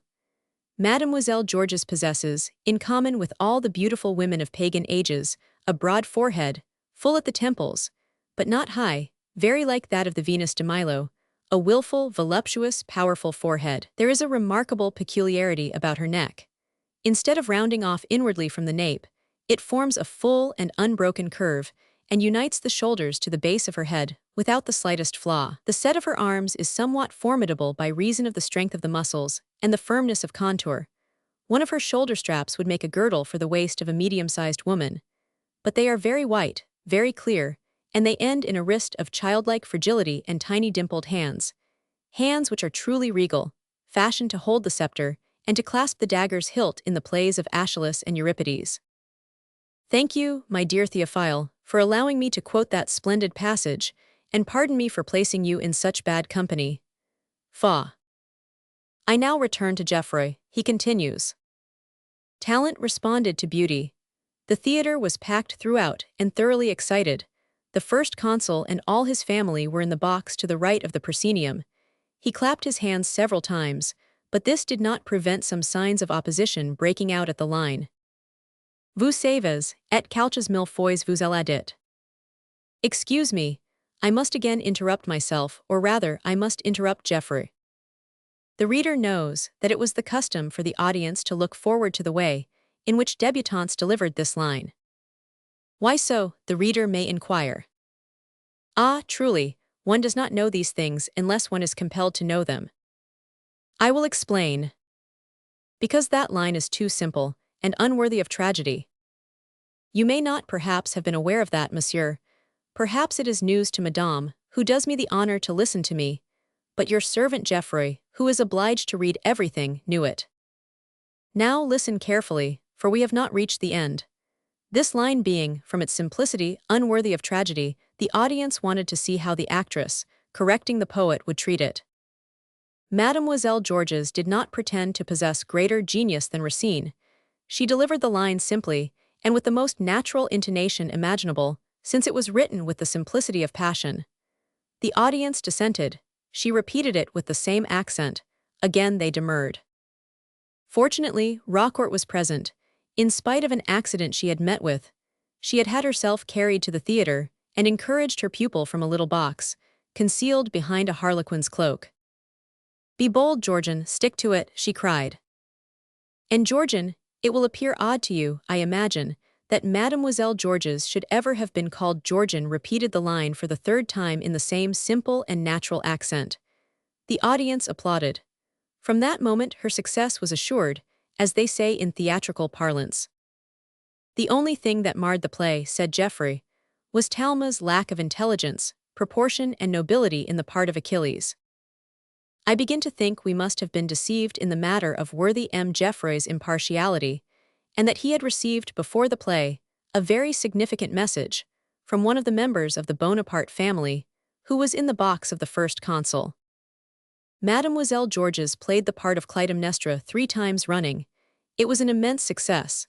Then she went on to the part of Amenade, that maiden attacked with hysterical vapors, as Geoffrey said later, and her popularity went on increasing.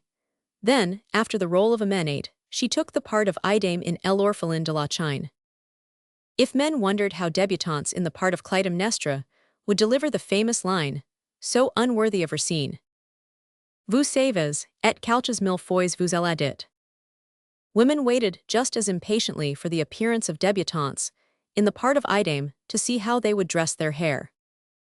Mademoiselle Georges' hair was arranged very simply à la chinoise, that is to say, with her locks arranged on the top of her head and tied with a golden ribbon. This arrangement suited her admirably, so I was told, not by Lucian but by his brother King Jerome, a keen appreciator of beauty in all its forms, who, like Roquefort, kept the habit of calling Georges Georgian. The night that the Orphelin de la Chine was to be played, whilst Georgian, about whom, at that hour, the whole of Paris was talking, was partaking of a lentil supper at the Hôtel du Peru. Not because, like Esau, she was fond of this fare, but because there was nothing else in the house. Prince Zappia was announced. Who might Prince Zappia be? Was he, too, a prince among critics? Not so. He was a real prince, one of those art-loving princes whose line died out with the Prince de Ligne, a Prince Hennin, one of those princes who frequented the lounge of the Comédie Francaise, as Prince Pignatelli did the lounge of the opera. The lounge of the Comédie Francaise was, apparently, a wonderful place in those days. I only saw the remains of it. After each great representation, and every time such actors as Talma, Roquefort, Cantat, Monvel or Mole played was a great occasion, all the noted people in the artistic, diplomatic or aristocratic circles went to have a few minutes' chat in the box of the hero, or of the heroine of the evening. Then they returned to the lounge and joined the general company there. Bonaparte's budding court, which made such efforts to establish itself as a court, was rarely as brilliant as the lounge of the Théâtre Francaise. We were privileged to witness the fading light of those brilliant days, when it shone on the box of Mademoiselle Mars. All came to these assemblies in full dress. There were scarcely any who had not their own footstools, chairs, and lounges. These were very formal occasions, and indeed, to be called a Dame de la Comédie Francaise meant a great deal. People still remember the occasion of the first attack upon this crusted etiquette. It was Mademoiselle Bergen who broke through it, by asking for some cakes and a glass of Alicante. The old members of the company raised their hands to heaven in that day and cried out at such an abomination of desolation. And their dismay was quite logical. A breach, if not repaired, is ever apt to grow larger, especially in a theater. And that very infraction is responsible for the beer and fried eggs of today. Well, as Georgian was eating her lentils, Prince Zappia was announced to her. What did Prince Zappia want at such an hour? He came to offer the key of a suite of rooms in the Rue des Colons, which he had furnished since the previous evening at a cost of over 50,000 francs. He assured the fair Georgian, as he handed her this key, that it was the one and only key that existed. An oath was needed to induce the debutante to leave the Hôtel du Peru. This oath Prince Zappia took. On what did he swear? We don't know. We inquired of Mademoiselle Georges herself, but she replied to us, with the magnificent naivete of a Lucrezia Borgia. Why do you wish to know that, my dear fellow? Many people have sworn oaths to me which they have not kept. Lucian was not at all pleased at this change of residence. Lucian was not a prince at that time. Lucian was not wealthy. Lucian made love to her as a scholar. Lucian laid claim to the position of lover, which is always a rather difficult matter when one's apartments are dingy and cupboards bare. He was present one evening, I repeat, when Hermione's chambermaid came into her apartment, thoroughly scared, and told her that the first consul's valet de chambre had come. The first consul's valet de chambre, he who had dressed him on the morning of 18 Brumaire. No, quite another person than Prince Zappia. They showed the first consul's valet de chambre in with as much deference as they would have shown in 1750 to M. Lebel when he visited Madame Dumasnil. The first consul awaited Hermione at St. Cloud. Hermione was to come as she was, she could change her clothes there. The invitation was curt, but quite characteristic of the first consul's manners. Antony, it will be remembered, bade Cleopatra join him in Cilicia. Bonaparte might well beg Hermione to join him at St. Cloud. The Grecian princess was not prouder than the Queen of Egypt. Hermione was not less beautiful than Cleopatra, and ought to have been taken down the Seine in a gilded galley, just as the Queen of Egypt ascended the Cydnus. But that would have taken too long. The first consul was impatient to pay his addresses, and admitting the weakness artistes have for flattery, the debutante was probably in no less hurry to receive them. Hermione reached St. Cloud half an hour after midnight, and left it at 6 in the morning. She came out victorious as Cleopatra. Like Cleopatra, she had had the conqueror of the world at her feet. But the conqueror of the world, who thought it astonishing that a debutante, whom his brother had told him lived in the Hôtel du Peru, drank water and lived on lentils, should possess an English veil worth 100 louis and a cashmere shawl worth 1,000 crowns, tore in pieces, in a fit of jealousy, both the cashmere shawl and the English veil. I have often argued with Georges that this was not done out of jealousy, but simply for the fun of the thing. She always persisted it was done out of jealousy, and I had not the desire to contradict her. Some days after Georgian's little nocturnal journey, the rumor of her triumph leaked out. She was playing the part of Emily, and when she declaimed, in accents of true Roman pride, the line, "Cji seduitsina, jn sedueri bien daughters," the whole audience turned towards the first consul's box and burst into applause. From that night there sprang up two dramatic, and almost political, factions in the Théâtre Français, the partisans of Mademoiselle Georges and the partisans of Mademoiselle Duchesnois, the Georgians and the Carcassians. The word Carcassians was doubtless substituted for Circassians as being more expressive. But what is the meaning of the word? Upon my word, I dare not say. I leave it to the investigation of savants and the research of etymologists. Lucien Bonaparte, Madame Baxiacchi and Madame El Atisha were at the head of the Georgians. Josephine flung herself headlong into the Carcassian party. Cambyses remained neutral. Chapter 3. Imperial Literature, the Jeunesse de Henry Roman IV. Mercier and Alexandre Duval, the Templiers and their author, César Delrieux, Perpignan, Mademoiselle Georges' rupture with the Théâtre Français, her flight to Russia, the Galaxy of Kings, the tragedienne acts as ambassador. In this same year, 1802, Georges was engaged at the Théâtre Français under Bonaparte's protection, and Duchesnois under Josephine's, at a salary of 4,000 francs each. 6 months later they were practically members of the company. This was the very highest favor that could be bestowed on them, and it was owing to the influence of Bonaparte on the one side, and that of Josephine on the other, that this double result was attained. "How was it that Napoleon came to desert you?" I asked Georges one day. "He left me to become an emperor," she replied. Indeed, the events which set France agog, after the debuts of Georges, and of Duchesnois as tragedy princesses, was the debut of Napoleon as emperor. This last debut was certainly not free from intrigues. Kings mocked, but the great actor who provided the world with the spectacle of his usurpation silenced them at Austerlitz, and from that time until the retreat from Russia, it must be acknowledged that he carried his audience with him. Meanwhile, the literature of the empire held on in its own course. In 1803, Hoffmann's Roman Dune Hura was played. In 1804, Shakespeare Amoureux by Alexandre Duval, Molière avec ses amis by Andrea, and the Jeune femme Kohler of Etienne were played. In 1805, the Tyran Domestique and the Menuisier de Livigny of Alexandre Duval were played. Caron's Tartuffe de Moeurs, Boully's Madame de Sévigné and the Fils a Marrier of Picard. And in 1806 appeared Picard's Marionettes, Alexandre Duval's Jeunesse de Henry V. Amasis or Joseph, and Egypt by Bayard Lormian, and the Templiers by Raynaud. Two greatest successes of this last period were the Templiers, and the Jeunesse de Henry V. The Jeunesse de Henry V. was borrowed from an extremely light comedy. This comedy, which was printed and published but not played, was called Charles Roman II, Dan's Uncertain Lou. One phrase only of Mercier disturbed Alexandre Duval. Mercier had quarreled with the Comédie Francaise, and it had sworn, in its offended dignity, that never should a play by Mercier be acted in the theatre of the Rue de Richelieu.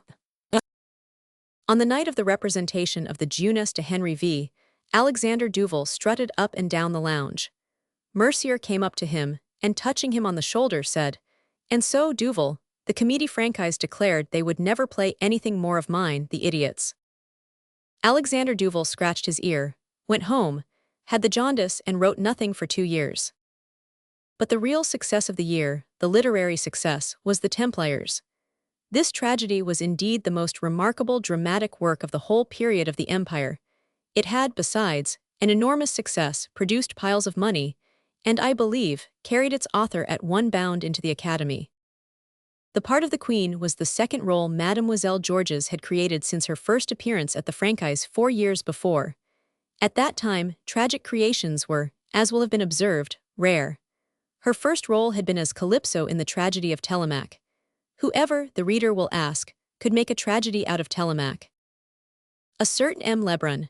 But upon my word, I am like Napoleon and in danger of deluding myself. Was it Lebrun Pindare? Was it Lebrun the ex-consul? Was it Lebrun the future academician, peer of France, director of the Imperial Printing House? I really do not know, but I do know that the crime was perpetrated. Peace be to the culprit, and whether dead or alive, may he sleep a sleep as calm and as profound as his tragedy, wherein Mademoiselle Duchesnois played the role of Telemaque to George's Calypso, and which, in spite of the combined talent of these two great actresses, failed as completely as did the Cid Dandalowsy, 20 years later, in spite of the combined efforts of Talma and of Mademoiselle Mars.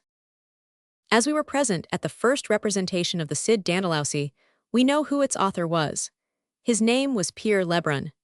Napoleon was delighted with the immense success of the Templiers. He continued each year to demand his 300,000 conscripts from the Minister for War and his poet from the Chancellor of the University. He fancied he had found his poet in M. Raynaud. Unluckily, M. Raynaud was so busy all the week that he could only become a poet on Sunday. His occupation, therefore, prevented him from producing more than 3 tragedies: The Templiers, of which we have spoken, the Edats de Blois, which was not so good as the Templiers, and Caton d'Utique, which was not so good as the Edats de Blois. Napoleon was desperate. He went on clamoring for his 300,000 conscripts and his poet. In 1808, after 4 years' reign, he possessed M. Raynaud and M. Bayard-Lormian, the author of the Templiers and the author of Amasis. This was only at the rate of half a poet a year. A reign of 14 years should have produced him a Pleiad. We are not speaking of the poets of the Republic, of the Cheniers, the Ducis, the Arnaults, the Jouys, the Lemerciers. They were not poets of Napoleon's creation. And Napoleon was rather like Louis Roman XIV, who counted only the dukes of his own creation. It was about this time that the scouts dispatched by M. de Fontaines began to make a great row about a new poet whom they had just discovered, and who was putting the finishing touches to a tragedy. This poet's name was Luce de Lanceville. We have already spoken of him, when relating what he did and what Napoleon said to him. This worthy M. Luce de Lanceville had already committed 2 youthful indiscretions called Mucius sc Avola and, upon my word, I have forgotten the other title, but these indiscretions were so small, and their fall had been so great, that no questions arose concerning them. Unfortunately, Luce de Lanceville laid great store by Hector. He was appointed professor in belles lettres, and he intended to profess. This was the 3rd poet who came to nothing in Napoleon's hands. A great event had taken place at the Théâtre Francaise during the preceding year, in connection with the production of the tragedy of Artaxerxes. There was a certain individual in Paris who, each time Napoleon asked for a poet, touched his hat and said, "Here am I."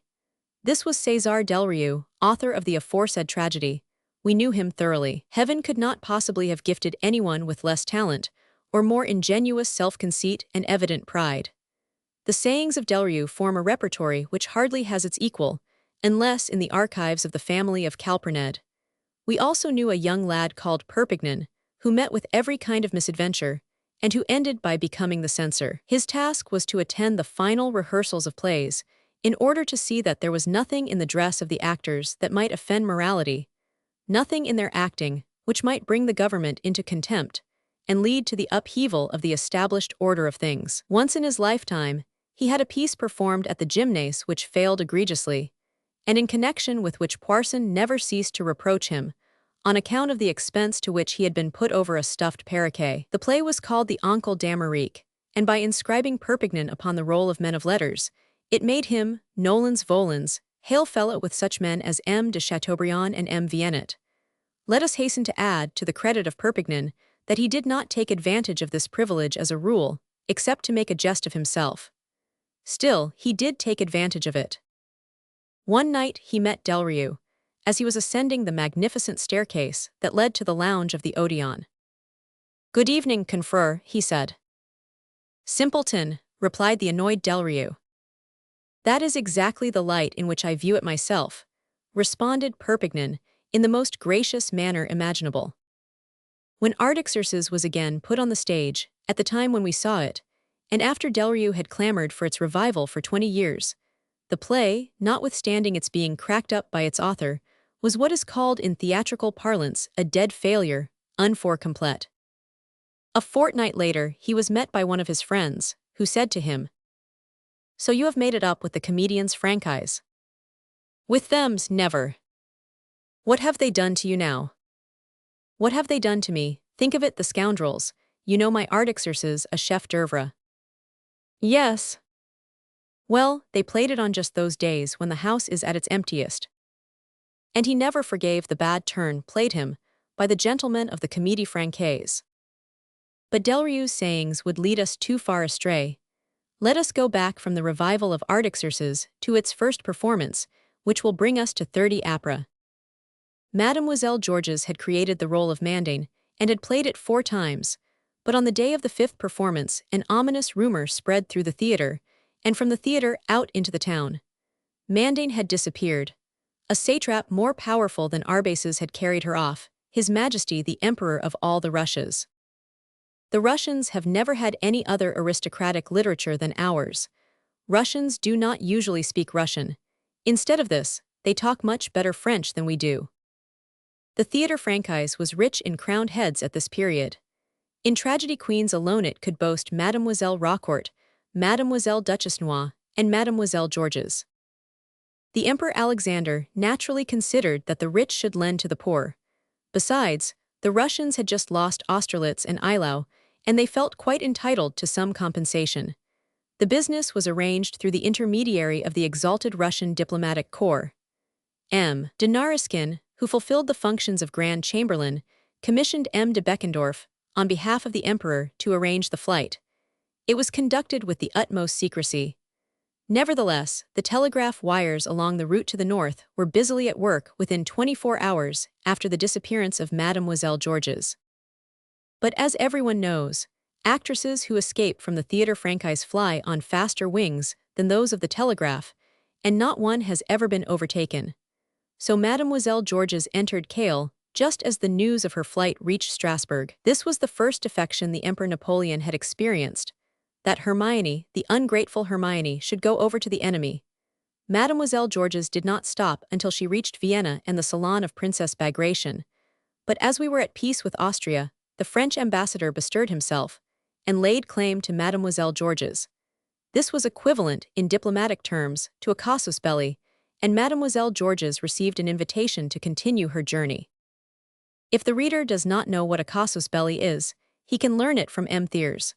During the lifetime of 2 or 3 ministries, M. Thiers presented 2 or 3 casus belli to the powers, to which the powers paid not the slightest attention. Consequently, they came back to him, quite fresh and unused. 4 days later, the fugitive stopped at the house of the governor of Vilna, where she made her second halt, to the accompaniment of applause from all the Polish princesses, not only in Poland, but throughout the world. It is a well-known fact that no persons are so abundantly scattered abroad over the face of the earth as Polish princesses, unless it be Russian princes. 10 days later, Mademoiselle Georges was in St. Petersburg. When she had appeared at Peterhof before the Emperor Alexander, before his brothers Constantine, Nicholas and Mitchell, before the reigning empress and the dowager empress, Mademoiselle Georges, preceded by the reputation of her great fame, appeared at the theatre in St. Petersburg. It goes without saying that at the theatre of St. Petersburg the orthodox style of drama was in vogue. Alexander might carry off Napoleon's actors, but alas, he could not carry away his poets. poets were too rare in France for Napoleon not to keep an eye on those he possessed. Chateaubriand and Madame de Staël, the two great poets of the time, traveled abroad much, but they were not dramatic poets. So Merope, Semiramis, Fetter, Iphigenie and Andromaque were played in St. Petersburg, with more pertinacity even than they were in Paris. Nevertheless, if literature lagged behind, politics, at all events, kept to the front. Napoleon conquered Prussia in a score of days. He dated his decree concerning the continental blockade from Berlin, and made his brother Jerome, king of Westphalia, his brother Joseph, king of Spain, his brother Louis, king of Holland, his brother-in-law Murat, king of Naples, his son-in-law Eugene, viceroy of Italy. In exchange, he deposed an empress. Josephine, relegated to Malmaison, had yielded her position to Marie-Louise. The great conqueror, the wonderful strategist, the superb politician, had not realized that, whenever a king of France joined hands with Austria, misfortune dogged his footsteps. Be that as it may, the terrible future was still hidden behind the golden clouds of hope. On 20 March 1811, Marie-Louise gave birth, in the presence of 23 persons, to a child upon whose fair head his father placed the crown which, 19 centuries before, Antony had offered to Caesar. Europe at this period had, after the fashion of the northern oceans, a few days of calm between two gigantic storms, on which it could think of poetry. During one of these days of calm, the Emperor Napoleon gave a reception at Erfurt to all the crowned heads of Europe.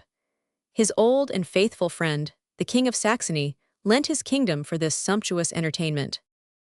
Napoleon invited the kings and queens of art as well as the kings and queens of this world.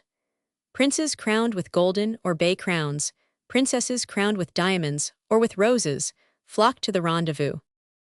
On 28 September 1808, Cinna was performed before the Emperor Napoleon, the Emperor Alexander, and the King of Saxony. On the following day, the 29th, Britannicus was played. In that interval of 24 hours, the august assembly was increased by Prince William of Prussia, Duke William of Bavaria and Prince Leopold of Saxe-Coburg, who, later, was to lose 3 crowns at one fell blow, through the death of his wife, the Princess Royal of England, and the child which, mother-like, she took away to the grave with her. With them, he lost that famous trident of Neptune which Lemierre called the scepter of the world. On 2 October, Goethe arrived upon the scene.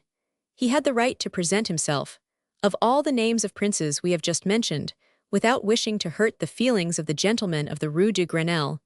The name of the author of Faust is perhaps the only one which will survive. On the 3rd, Philoctete was played. It was during this performance that Alexander held out his hand to Napoleon at the line 50 Amity d'un grand homme est un bienfait d'estia. The hand that, 3 years later, he was to withdraw, and for want of which Napoleon floundered in snow and bloodshed from Moscow to Waterloo.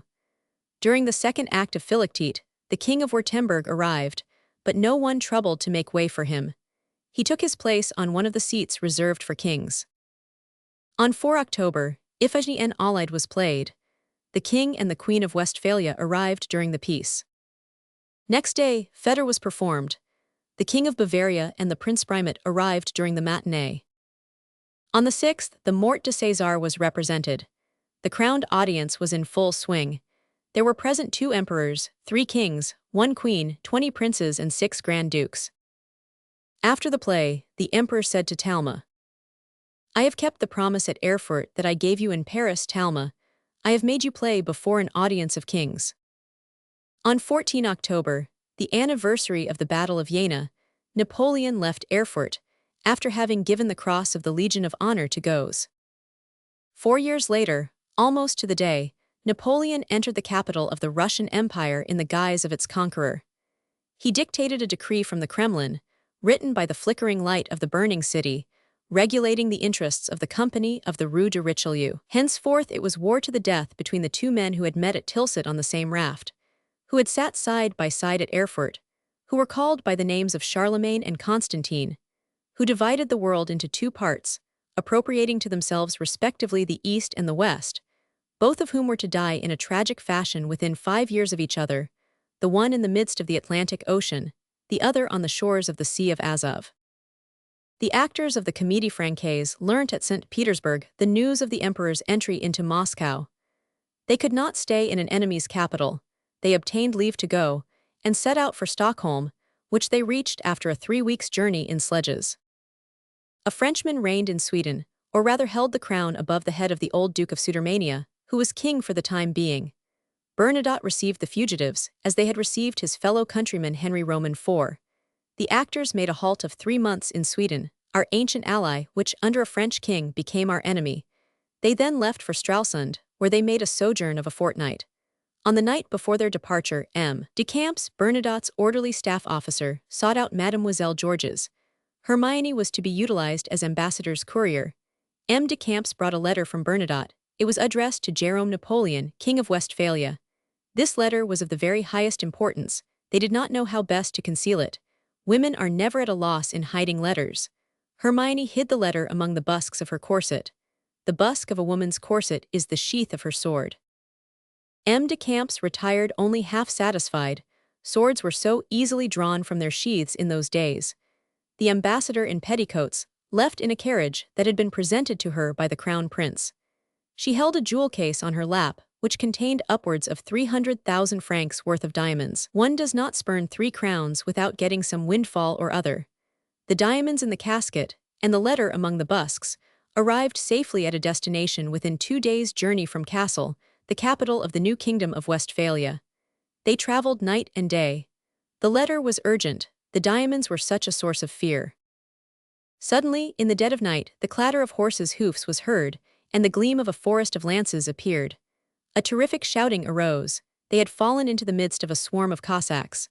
A crowd of hands were already stretched towards the carriage door, when a young Russian officer appeared. Not even Hippolytus looked more beautiful in the eyes of Phaedra. Georges introduced herself. Do you recollect the story of Ariosto, the picture which shows the bandits on their knees? Genuflection before a young actress was far more natural than before a poet 40 years old. The band of enemies became a friendly escort, which did not leave the beautiful traveler until she reached the French outposts. When once she was under the protection of these, Georges and the letter and the diamonds were safe.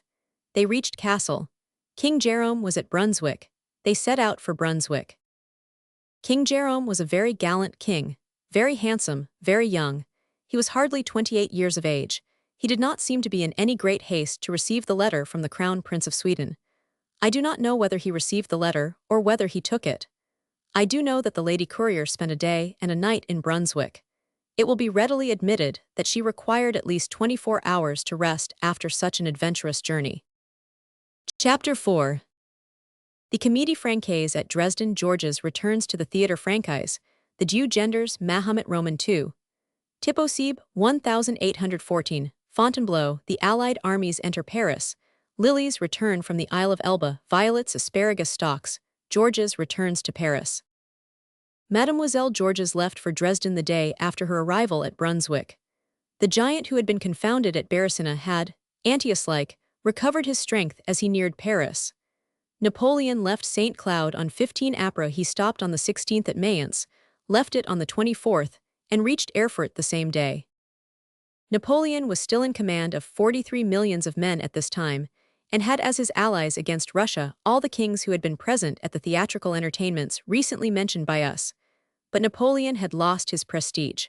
The first bloom of his glory had been smirched. The invincible one had been proved vulnerable. The snowy campaign of 1812 had chilled all the friendships professed towards him. Prussia set the example of defection. On 3 May, that is to say, 18 days after his departure from Paris, Napoleon dispatched couriers to Constantinople, Vienna, and Paris from the battlefield of Lutzen, where slept 20,000 Russians and Prussians, to announce a fresh victory. Saxony had been won back in a single battle. On 10 May, the emperor installed himself at Dresden in the Marcolini Palace. On the 12th, the King of Saxony, who had taken refuge on the frontiers of Bohemia, returned to his capital. On the 18th, Napoleon proposed an armistice. As it was ignored, he fought and won the battles of Botzen and of Lutzen on the 20th Anst. On 10 June, the emperor returned to Dresden, still in hopes of the desired armistice. On 16 June, de Beausset and de Turenne were appointed to look after the Comédie Francaise. M. de Beausset's work was to see to the stage management of the theatre, to obtain lodgings for the actors, and to arrange the repertory. M. de Turenne took upon him the invitations and all matters connected with court etiquette.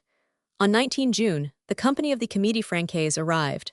It consisted of the following actors and actresses: Fleury, Saint Phal. Baptiste Jr., Armand, Thénard, Vigny, Michat, Bardier, and Mesdames Thénard, Emily Cantat, Mézeray, Mars, and Bergen. We have followed the observances of etiquette à la M. de Turenne, and placed these gentlemen and ladies in the order of their seniority. All was ready to receive them by 15 June. Lodgings, carriages, and servants had all been hired in advance. An hour after their arrival, the 13 artistes were duly installed. At midnight, on the following day, Mademoiselle Georges also arrived in Dresden. By 1 o'clock, the Duc de Vicence had taken up his residence with her. The next day, at 7 o'clock in the morning, she was received by the Emperor. That very day, a courier was sent off to command Talma and Saint-Prix to set out for Dresden instantly, no matter in what part of France they might be when the order reached them. The order reached Saint-Prix in Paris, and found Talma in the provinces. 12 days after, Talma and Saint-Prix arrived, and the company of the Comédie Francaise was complete. A theatre had been arranged for comedy in the Orangery, belonging to the palace occupied by the Emperor. Tragedies, which require far more staging and much more scenery, were to be performed in the town theatre. The first representation of comedy took place on 22 June. It consisted of the Gadgera Improvue and the Suites d'un Bal Masque. The first representation of tragedy was Fetter, played on the 24th. But these entertainments were very different from those at Erfurt. A veil of sadness had crept over the past, a cloud of fear hung over the future. People remembered Beresina, they foresaw Leipzig. Talma looked in vain among the audience for the kings who had applauded him at Erfurt. There was only the old and faithful King of Saxony, the last of those crowned heads who remained true to Napoleon. The performances lasted fro June und August. The Emperor invited either Talma or Mademoiselle Mars or Mademoiselle Georges to lunch with him most mornings. They talked of art. Art had always filled an important place in Napoleon's mind. He was in this respect not only the successor, but also the heir to Louis Roman XIV. It was on these occasions that he gave expression to those incisive appreciations peculiar to himself, and to his opinions on men and on their works. It must have been fine indeed to listen to Napoleon's appreciation of Corneille and his criticism of Racine, and it should be remembered that, to be able to speak of Corneille or of Racine, his powerful mind had to put aside for the moment all thought of the material world, which was beginning to press heavily upon him. It is true that he was continually being deluded by hopes of peace, but on the evening of 11 August, all hopes of that nature were dispelled. On the 12th, at 3 o'clock in the morning, M. de Beausset received the following letter from Alexandre Berthier, Prince of Neuchâtel. My dear Beausset, the Emperor commands me to tell you that the French actors who are here must leave either today or tomorrow morning at the latest, to return to Paris. Have the goodness to inform them of this. Yours, etc. Alexander. The actors left, and then the Battle of Leipzig took place. The Empire's dying struggle had begun. The actors meanwhile returned to Paris. Mademoiselle Georges resumed her ascendancy at the Comédie Francaise after an absence of 5 years. Roquart, though still alive, had practically abandoned her career. For a long time past the theatrical life had weighed upon her. She only acted when obliged, and remained almost all the year round in the country. When Mademoiselle Georges was reinstalled, it was arranged that she should become a full member of the company, and her absence was reckoned as though she were present. She reappeared as Clytemnestra when she was still only 28 years of age. Her success was immense. There had not been many changes during those last 5 years at the Théâtre Francaise. The important pieces played during the absence of Mademoiselle Georges were Hector and Christophe Colombo, to which we have referred, The Dieu Genders by M. Etienne, Mahomet Roman II by M. Bayer-Lormian, and Tiposib by M. de Jouy. The success of The Dieu Genders was not contested, and it could not be contested. But since people must always contest some point or other in the case of an author of any merit, the paternity of M. Etienne's comedy was contested. A worm-eaten manuscript written by a forgotten Jesuit was dragged out of some bookcase or other, and it was said that M. Etienne had robbed this unlucky Jesuit. It should be stated that the plot of The Dieu Genders was the same that Shakespeare had utilized 2 centuries before, in King Lear, and that M. de Balzac made use of 25 years later, in Pierre Goriot. All these polemical discussions greatly annoyed M. Etienne, and probably hindered him from writing a sequel to The Dieu Genders. Mahomet Roman II met with but indifferent success. The play was lifeless and dull. Nevertheless, M. Bayer-Lormian was a meritorious writer. He left, or rather he will leave, a few poems charged with melancholy feeling, all the more striking as such a sentiment was entirely unknown during the Empire, which can offer us, in this respect, nothing save the Chute des Feuilles by Millevoye and the Feuille de Rose by M. Arnault. Besides, the Chute des Feuilles was written before, and the Feuille de Rose after the Empire. Let me quote a few of M. Bayer-Lormian's pleasant lines. Ainsi qu'un jeune but. Silencieux et solitaire. Du sein de nuage argent. La lune sort avec Mr. Phil aimable du ciel, à pas lens et sans brute. Tu glisses dans les airs au bril ta couronne. Et ton passage est environ. Du cordage pompieux des solos de la nuit. Que fais-tu loin de nous, quand elle a blanquissante? A face, a nose you attristes.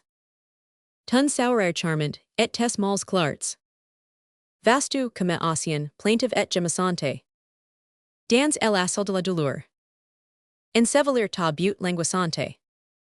Phil aimable du ciel, connais tu le malheur? We must now return to Mademoiselle Georges. Mademoiselle Georges, as we have remarked, found, it seems, the Theatre Francais pretty much as she had left it. She resumed her old repertory. Is it not curious that during the 9 years she was at the Theatre Francais, Mademoiselle Georges, who has created so many roles since, only created those of Calypso and of Mandane there? All this time, the horizon in the north was growing darker and darker. Prussia had betrayed us, Sweden had deserted us, Saxony had been involved in the rout at Leipzig, Austria was recruiting her forces against us. On 6 January 1814, Joachim Murat, King of Naples, signed an armistice with England, the expiration of which had to be notified 3 months in advance. On the 11th, he promised the Emperor of Austria to go to war against France with 30,000 men, in exchange for which the Austrian monarch guaranteed the throne of Naples to him and his heirs.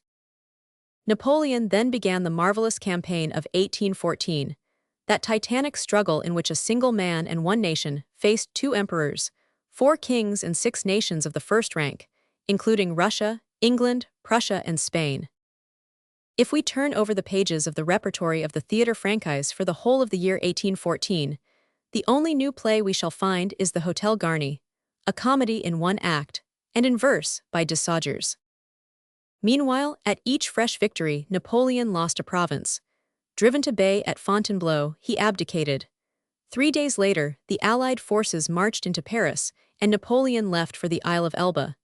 There were still 2 factions at the Comédie Francaise, as there had been during the time of the Revolution. Talma, Mars, and Georges remained loyally faithful to the Emperor. Roquefort, Mademoiselle Levert, Madame Valnais espoused the royalist cause. Roquefort was the first to tear down the eagle which decorated the imperial box. Poor soul! She little knew that those whom she helped to recall would refuse her Christian burial 1 year later. The same kings who had been present at the Erfurt representations, as Napoleon's guests and friends, came as enemies and conquerors to see the same plays in Paris. Everybody knows the terrible reaction that took place at first against the Empire. The actors who remained faithful to the Emperor were not persecuted, but they were made to exclaim as they came on the stage, "Vive le Roi!" One day Mademoiselle Levert and Madame Valnais outdid even the exacting demands of the public. They came on the stage, in the Via Célibataire, with huge bouquets of lilies in their hands. So things went on unt March 1815. On that day a strange, incredible, unheard-of rumor spread through Paris, and from Paris to all the 4 quarters of the earth. Napoleon had landed. Many hearts trembled at the news, but few were more agitated than those of the faithful actors who had not forgotten that once, when he was master of the world and emperor, he had conversed upon art and poetry with them. Nevertheless, nobody dared express his joy. Hope was faint, the truth of the rumor uncertain. According to the official newspapers, Napoleon was wandering, hunted and beaten, among the mountains, where he could not avoid being captured before long. Truth, like everything that is real, makes itself seen in the end. A persistent rumor came from Gap, from Sisteron, from Grenoble. The fugitive of the Journal des Débats was a conqueror round whom the people rallied in intoxicated delight. Labedieu and his regiment, Ney and his army corps rallied round him. Lyon had opened its gates to him, and from the heights of Fourvières the imperial eagle had started on the flight which, from tower to tower, was to bring it at last to the towers of Notre Dame. On 19 March, the Tuileries was evacuated. A courier was sent to carry this news to Napoleon, who was at Fontainebleau. People expected him all day long on the 20th. They felt confident that he would make a triumphal entry along the boulevards. Mars and Georges had taken a window at Frascati's. They wore hats of white straw, with enormous bunches of violets in them. They attracted much notice, for it was known that they had been persecuted for a year at the Comédie Française on account of their attachment to the emperor. The bouquets of violets symbolized the month of March. The King of Rome's birthday was in the month of March, and also the return of Napoleon. From that day, violets became a badge. People wore violets in all sorts of fashions, in hats, hanging by their sides as trimmings to dresses. Some, more fanatic than others, wore a gold violet in their buttonholes, as an order of chivalry. There was quite as great a reaction against the Bourbons as there had been in their favor a year before. When Talma, Mars, and Georges appeared, they were overwhelmed with applause. Georges saw the emperor again at the Tuileries. By dint of his powerful character, Napoleon seemed to have put everything behind him. One might have said he had not left the chateau of Catherine de Médicis save, as had been his custom, to bring back news of a fresh victory. The only thing that distressed him was that they had taken away some of his favorite pieces of furniture. He missed greatly a little boudoir, hung with tapestry that had been worked by Marie-Louise and the ladies of the court. "Would you believe it, my dear," he said to Georges, "I found asparagus stalks on the armchairs." This was the worst with which he reproached Louis Roman XVIII. The return of the god was of as short duration as the apparition of a ghost. Waterloo succeeded Leipzig, St. Helena the Isle of Elba. It was a more terrible, a more melancholy counterpart. Leipzig was but a wound, Waterloo was death, the Isle of Elba was but exile, St. Helena was the tomb. One might almost say that he carried everything away with him. We again turn over the leaves of the repertory of the Théâtre Français, and we do not find any play of importance produced throughout the year 1815. The lilies reappeared and the poor violets were exiled. With the violets, Georges exiled herself. She went to the provinces, where she remained for several years. She reappeared in 1823, more beautiful than she had ever been. She was then 38. I will find an opportunity to pass in review the men of letters and the literary works of the empire, to which, on account of my callow youth, I have scarcely referred, during the period in which these men and their works flourished. Indeed, when Georges made her debut, the two men who were to add to her reputation by means of Christine, Berenger, and Marguerite de Bourgogne, Marie Tudor and Lucrece Borgia, were still wailing at their mother's breasts. Taken all round, whatever people may say, these 5 roles were Georges' greatest successes. Meanwhile, on 12 Apres, the great actress played in Count Julien at the Odeon. Chapter 5. The drawbacks to theaters which have the monopoly of a great actor. Lafond takes the role of Pierre de Portugal upon Talma declining it. Lafond, his school, his sayings, Mademoiselle Duchess Noir, her failings and her abilities, Pierre de Portugal succeeds. The great day for the representation of Pierre de Portugal came at last. Talma, preoccupied with his creation of the part of Danville in the École des Vieillards, had declined to take the role of Pierre de Portugal. Lafond had accepted it, and he and Mademoiselle Duchess Noir had to bear the brunt of the whole play. Herein lay the indisputable test pointed out by Lassagne. Could the play possibly succeed without Talma? The great inconvenience of that rara avis, as Juvenal puts it, or, in theatre parlance, the actor who brings in the receipts, is that on days when he does not play the theatre loses heavily. Plays in which he does not figure are judged beforehand to be unworthy of public notice, since they have not been honored by the actor's concurrence. At the time to which we are referring, the Théâtre Français was better off than it is now. One day it made money by Talma's tragic acting, the next, it made money by Mademoiselle Mars in comedy. Casimir de Lavigne began its downfall by making the two eminent artistes appear together in the same play, and on the same day. As for Lafond and Mademoiselle Duchess Noir, neither apart nor together did they bring in sufficient receipts. Lafond would be about 40 then. He came out first in 1800, at the Théâtre Français in the part of Achilles. Later, when supported by Geoffroy, in Tancred, in Adelaide du Guesclin and in Zaire, he became as successful as Talma. The scurvy race of sheep which we have always with us, which takes its nutriment in the pastures of poetry, and which is too feeble to form its own opinion based on its own mental capacity, adopts a judgment ready-made wherever it can. It bleated concerning Lafond. Lafond is inimitable in the role of French cavalier. There was always, at this period of the drama, a part called the French cavalier. This part was invariably played by a person decorated with a plumed toque, clad in a yellow tunic braided with black, ornamented with representations of the sun, or of golden palms when the cavalier was a prince, and wearing buff leather boots. It was not imperative that the hero should be French, or wear golden spurs, to be a French cavalier. The role was designed on well-defined lines, and belonged to a particular school. Zamore was a French cavalier, Orosmane was a French cavalier, Philoctetes was a French cavalier. The only distinctions between them were as follows. Zamore played in a cap decorated with peacock feathers, and in a cloak of parrot's feathers, with a girdle of ostrich plumes. Orosmane played in a long robe of white taffeta dropping with spangles, and trimmed with minever, in a turban opening out wide like a blunderbuss, and decorated with a crescent of rhinestones, in red foulard trousers and yellow slippers. Philoctetes played in a loose coat of red horsehair, a cuirass of velvet embroidered with gold, and was furnished with a warlike sword. Van Hove, in order to play Agamemnon, had a cuirass which cost him a small fortune, 200 louis, I believe. It was ornamented by 2 trophies, hand-worked, a magnificent bit of work, representing cannons and drums. I once said to Lafond, Lafond, why do you play Zamore in such a shabby girdle? Your feathers look like fish bones, they are positively indecent.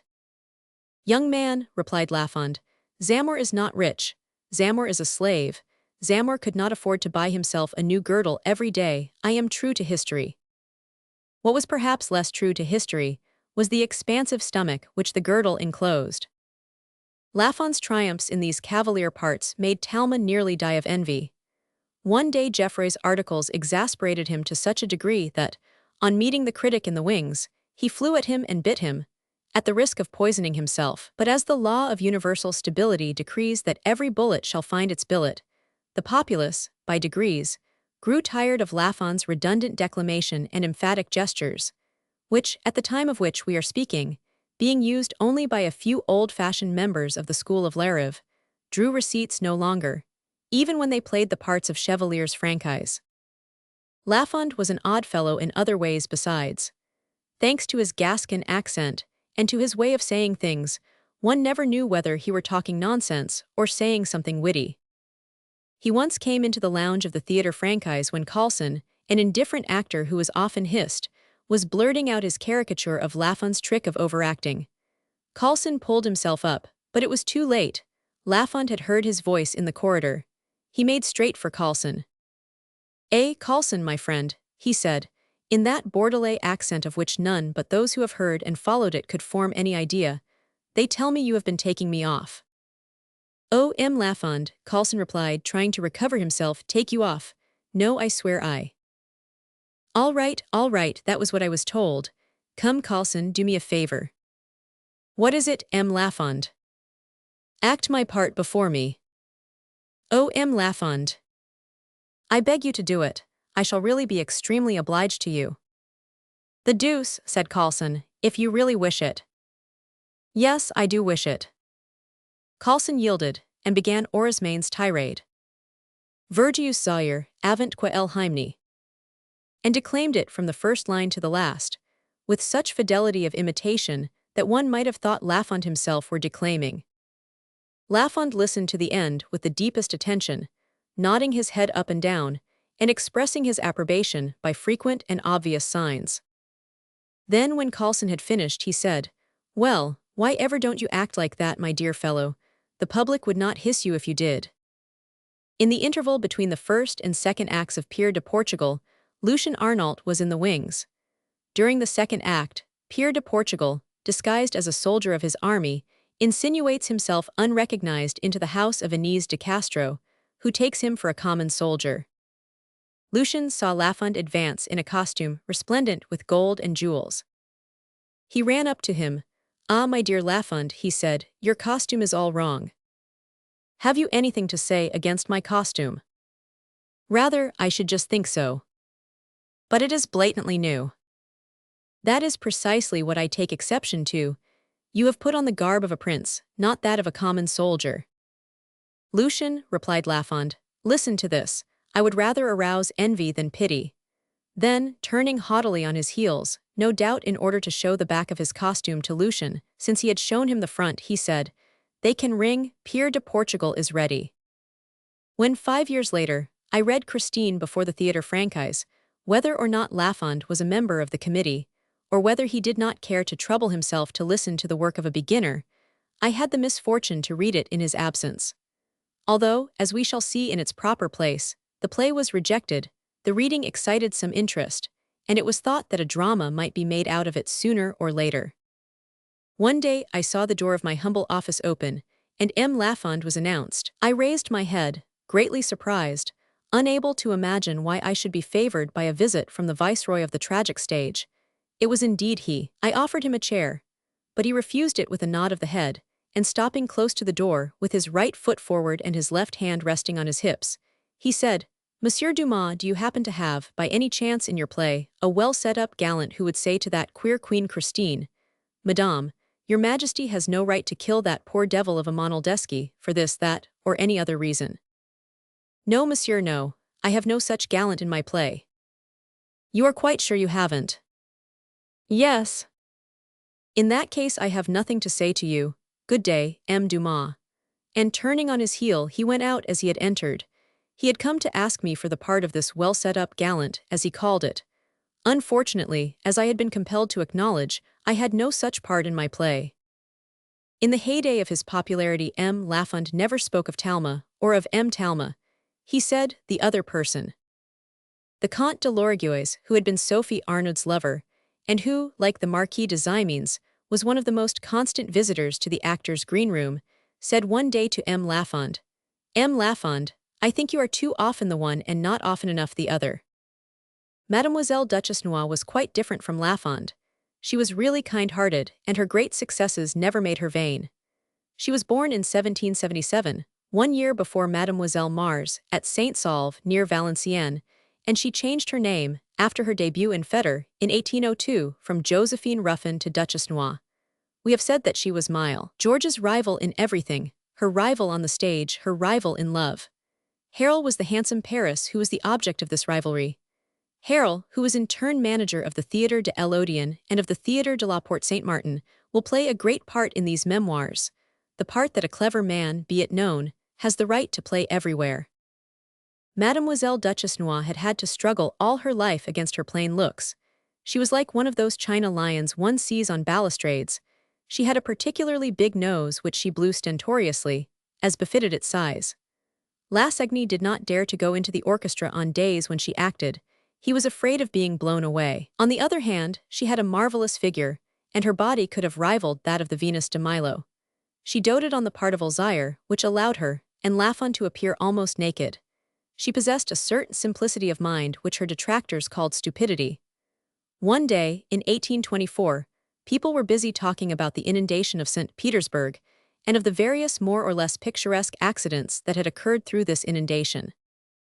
I was in the wings, behind Talma and Mademoiselle Duchess Noir, to whom an actress, who had just arrived from the first, or rather from the second, capital of the Russian Empire, was relating how one of her friends, overtaken by the flood, had only had time to climb up on a crane. "What, on a crane?" said Mademoiselle Duchess Noir in great astonishment. "Is it possible, Talma?" "Oh, my dear," replied the actor questioned so oddly, "no one ought to know better than yourself that it is done every day."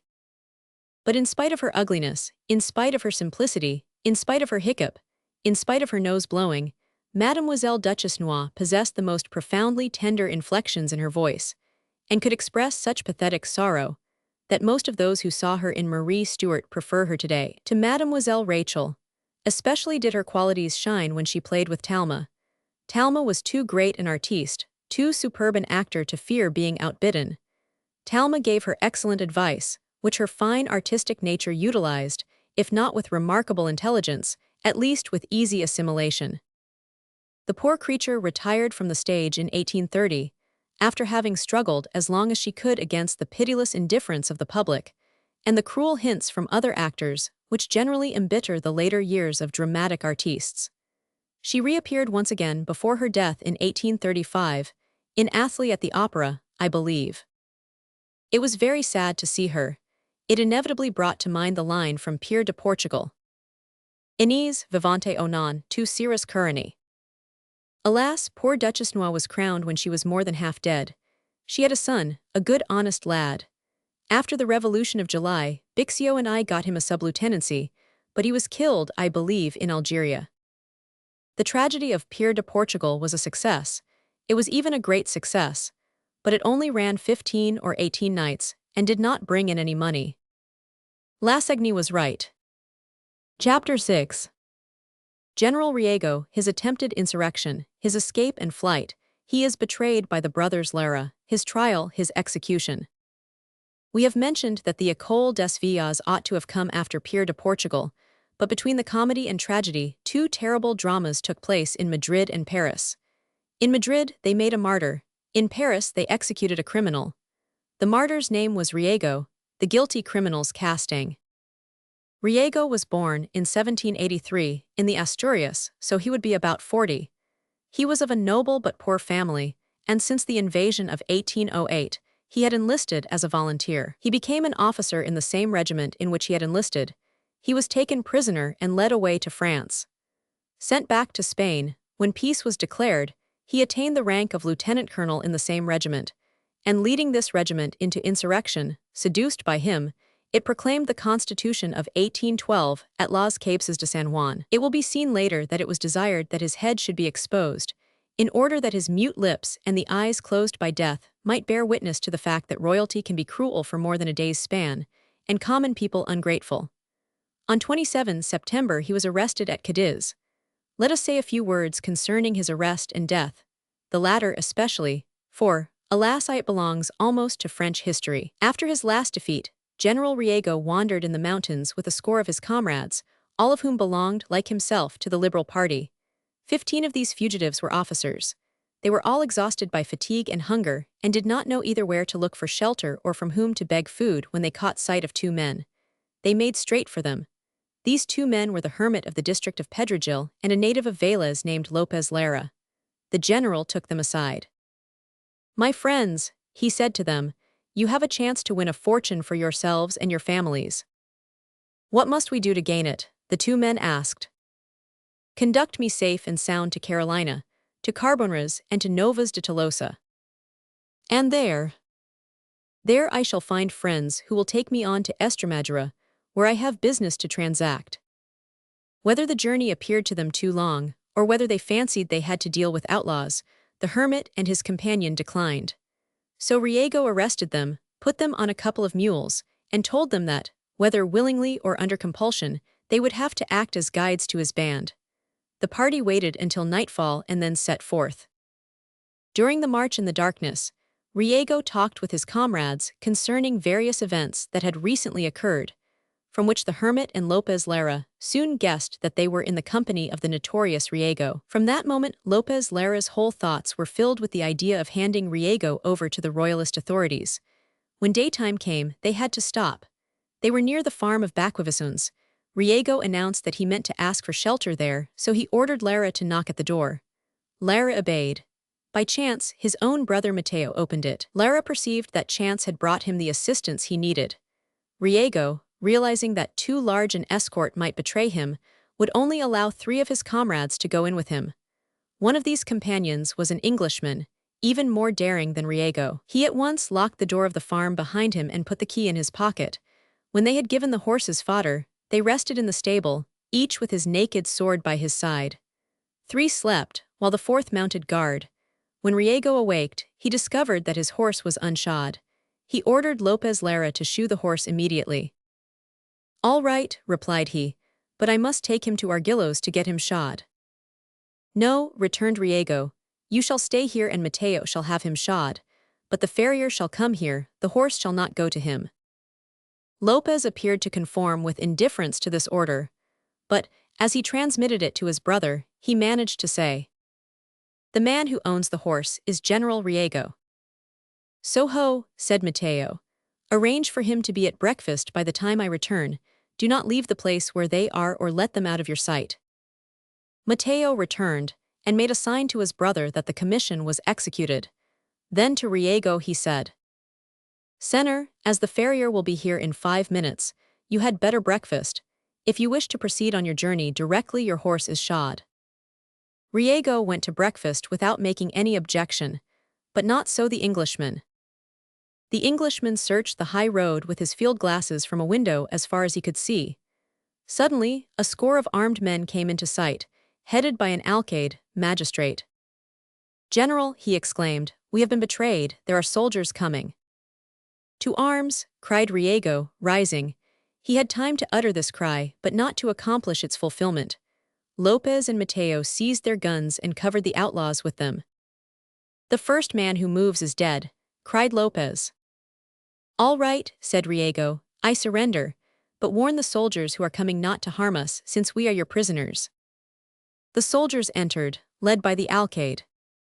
"Shake hands, brother, and do us no harm," said Riego to the alcalde. After some objection, the alcalde greeted Riego, but in spite of this he told him he must bind his hands. Whereupon, Riego took out of his pocket all the money he had with him and distributed it among the soldiers, asking them to treat him mercifully. The alcalde, however, forbade the soldiers to accept anything. A quarter of an hour later, the civil commandant arrived from Argillos with a guard, and they took the prisoners to Andujar. When the captives entered that town, the people wanted to tear them limb from limb. Riego was accompanied by a French officer. When he arrived in front of the same balcony from which, a year ago, he had harangued the people, he pointed to the crowd which surrounded him, howling and shaking their fists and knives at him, and in a tone of profound sadness he said to the officer, "These people whom you see so relentless towards me, these people who if I had not been under the protection of your escort would have butchered me long since, these people carried me here in triumph only last year. The town was illuminated the whole night through, and the very same individuals whom I recognize surrounding me here, who then deafened me with cries of 'Vive Riego! Now shout death to Riego!'" He was taken to the seminary of nobles. His trial lasted over a month. A decree date October, the very day on which he was freed from prison and reached the port of Sainte Marie, degraded the general of all his honors. Consequently, he was tried by a civil court. The King of Spain gained a twofold advantage by depriving the general of a military court-martial. First, he knew that the civil court would condemn Riego to death. Second, if the sentence were pronounced by a civil court, the death would be ignominious. Vengeance is such a sweet mouthful that it must not be permitted to lose any of its flavor. On 4 November they led Riego from the seminary of nobles to the prison of La Tour.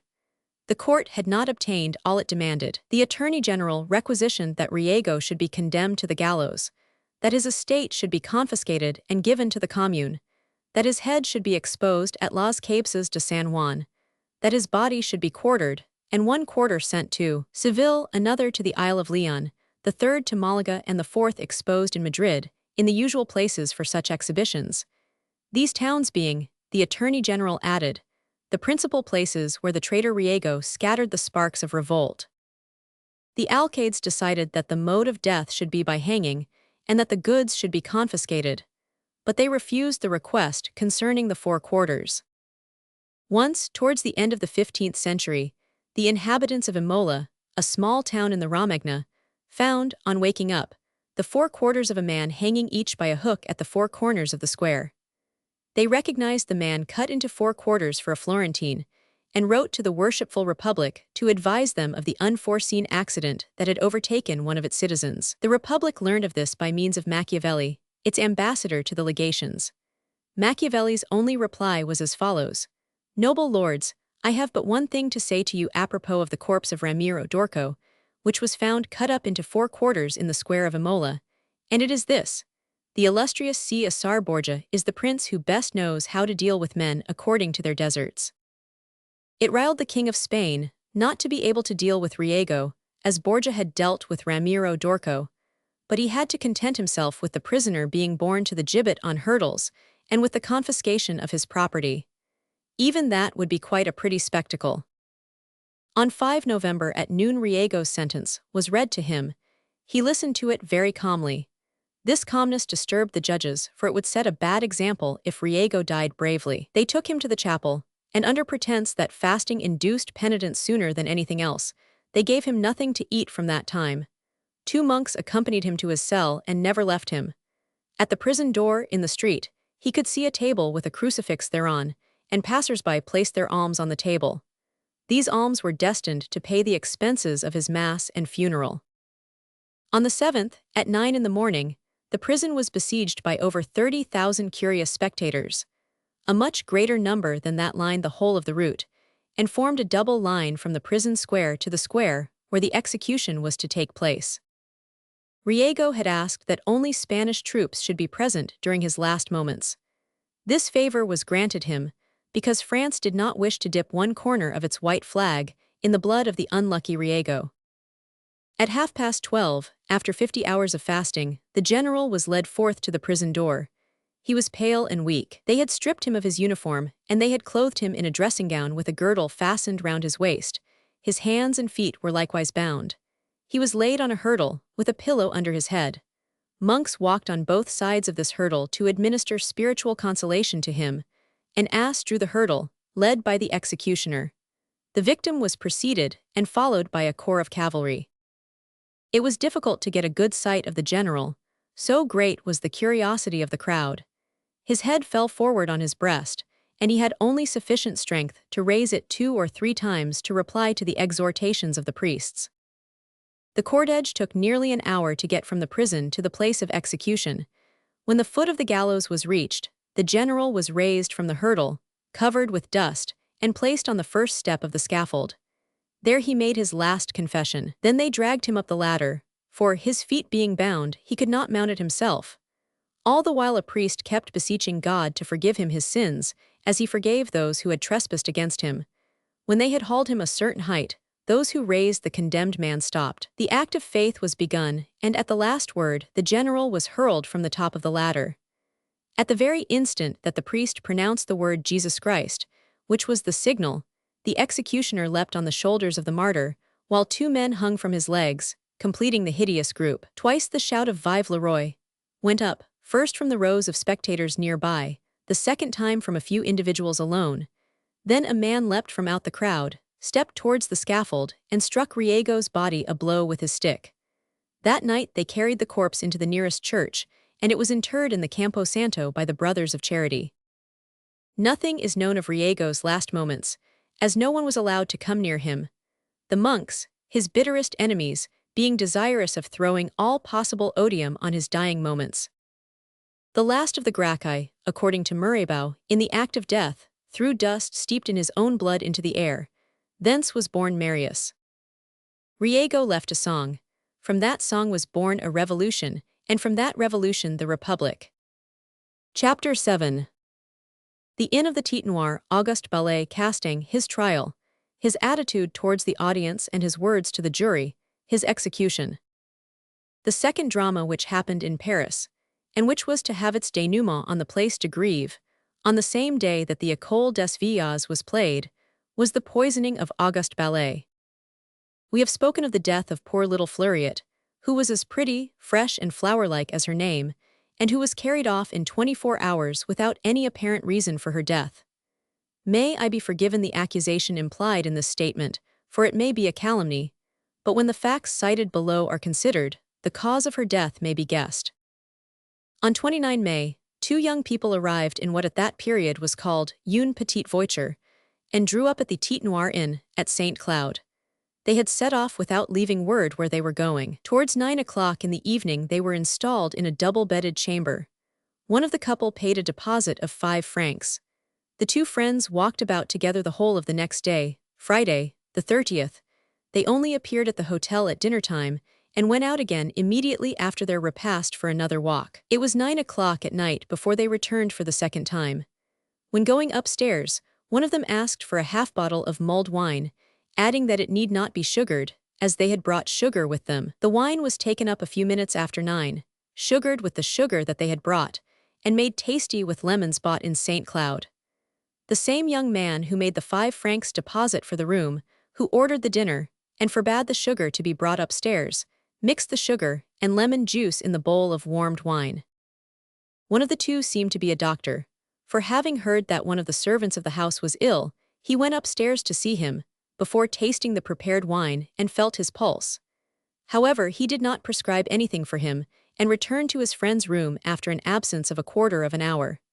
The said friend had found the wine very nasty and had only drunk about a tablespoonful of it. He had stopped short because of the bitter flavor of the beverage. In the midst of all this, the chambermaid entered. "I must have put too much lemon in this wine," said the young man, holding the bowl towards her. "It is so bitter I cannot drink it." The servant tasted it, but she spat it out as soon as she had had a mouthful of it, exclaiming, "Oh yes, rather you have made it bitter." Upon which she left the room. The two friends went to bed. Throughout the night, the young man who had tasted the wine was seized with violent spasms of nervous shivering, which did not give him a moment's rest. He complained to his companions several times that he could not keep himself still. Towards 2 o'clock, he had fits of colic, and at daybreak, about 3:30 in the morning, he said he did not think he would be able to get up, that his feet were on fire, and that he could not possibly put on his boots. The other young man said he would take a turn in the park, and recommended his friend to try and sleep in the meantime. But instead of going for a walk in the park, the young man whose visit to the sick servant led people to suppose him a doctor, took a carriage, returned to Paris, bought 12 grains of acetate of morphine from M. Robin, Rue de la Feuillade, and 1 dram from M. Chevalier, another chemist, obtaining them readily in the capacity of a medical man. He returned to the inn of the Tete Noire at 8 o'clock, after 4 hours' absence, and asked for some cold milk for his friend. The sick man felt no better. He drank the cup of milk prepared by the young doctor, and almost immediately he was taken with fits of vomiting which rapidly succeeded each other. Soon he was seized by colic. Strange to say, in spite of the attack becoming worse, the doctor again left the patient alone, without leaving any instructions, and without appearing to be uneasy at a condition of things which was arousing the anxiety of strangers. While he was absent, the hostess of the hotel and the chambermaid went up to the sick man and did what they could for him. He was in great agony. The young doctor returned in about half an hour's time. He found the patient in an alarming condition. He was asking for a doctor, insisting that one should be fetched from St. Cloud, and he opposed his friend's suggestion that one should be fetched from Paris. He felt so ill, he said, that he could not wait. So they ran for the nearest available. But nevertheless, it was not until 11 o'clock in the morning that the doctor whom they went to seek arrived. His name was M. Pigesh. The sick man was a little easier by that time. M. Pigesh asked to see the evacuations, but he was told that they had been thrown away. He ordered emollients, but the emollients were not applied. He came back an hour later and prescribed a soothing draught. The young doctor administered it himself to the invalid, but the effect it produced was prompt and terrible. 5 minutes after, the patient was seized by frightful convulsions. In the midst of these convulsions, he lost consciousness, and from that moment never regained it. Towards 11 o'clock at night, the young doctor, weeping bitterly, informed a servant that his friend could not survive the night. The servant ran for M. Pigesh, who decided, in spite of the short time he had attended him, to pay the dying man one more visit. He found the unhappy youth lying on his back, his neck rigidly strained, his head uncovered, hardly able to breathe. He could neither hear nor feel, his pulse was slow, his skin burning, his limbs were stiff and rigid, his mouth clenched. His whole body was running with a cold sweat and marked with bluish spots. M. Pigesh decided he must at once bleed the patient freely, and he bled him twice, with leeches and with the lancet. It made the sick man a little easier. M. Pigesh pointed this out to his young confrere, saying that the condition of the dying man was desperate, and that, as the good effect produced by the 2 bleedings was so noticeable, he did not hesitate to propose a third. But this the young doctor opposed, saying that the responsibility was too great, and that if the third bleeding ended badly, the whole of the responsibility for the ending would rest on M. Pigesh. Upon this, the latter peremptorily demanded that a doctor should be sent for from Paris. This course would have been quite easy, for during that very day, as the result of a letter dispatched by the young doctor couched in the following terms: M. Ballet being ill at St. Cloud, Jean must come to him at once, in the gig, with the grey horse. Neither he nor Mother Buvette must speak a word of this to a single soul. If anybody makes inquiry, they must say he is going into the country by order of M. Ballet. Jean, who was a Negro servant, arrived with the grey horse and the gig. In spite of this facility of communication, the young doctor made out that it was too late to send for a doctor from Paris. They waited, therefore, until 3 o'clock, and at 3 o'clock Jean started off with 2 letters from M. Pigesh to 2 of his medical friends. M. Pigesh left the house, and as the young doctor accompanied him, he said, Monsieur, I think no time should be lost in sending for the priest of St. Cloud. Your friend is a Catholic, and I think so badly of his condition that you ought to have the last sacraments administered to him without delay." The young man recognized the urgency of the advice, and going himself to the house of the cure, he brought him back with the sacristan. The priest found the dying man in the same unconscious condition. "What is the matter with your unfortunate friend, monsieur?" asked the priest. "Brain fever," replied the young man. Then, as the cure was preparing to administer extreme unction, the young doctor knelt down and remained in that position, with clasped hands, praying to God with such fervor that the sacristan could not refrain from remarking when they had both left, "What a very pious young man that was." The young doctor went out after the priest, and remained away for nearly 2 hours. Towards 3 o'clock, one of the 2 doctors that had been sent for arrived from Paris. It was Dr. Pelletan Jr. M. Pigash, informed of his arrival, came and joined his conferrer at the bedside of the sick man, but after a rapid examination, both concluded that the patient was beyond human aid. Nevertheless, they tried various remedies, but without success. All this time, the young doctor appeared to be overcome with the most poignant grief, a grief that expressed itself in tears and sobs. These demonstrations of despair impressed M. Pigash all the more because, in course of conversation, the young doctor had said to him, "I am all the more unhappy as I am my unfortunate friend's legatee." Thereupon M. Pelletan, addressing the weeping young man, said to him, "Have you reflected, monsieur, on the peril of your position?" "What do you mean, monsieur?" "Well, listen, you come with your friend for a couple of days to St. Cloud. You are a doctor, you are anyway his legatee." "Yes, monsieur, I am his residuary legatee." "Very well, the man who has bequeathed you his entire fortune is dying. The symptoms of his illness are extremely peculiar, and if he dies, as is probable, you will find yourself in a very awkward position." "What?" exclaimed the young man.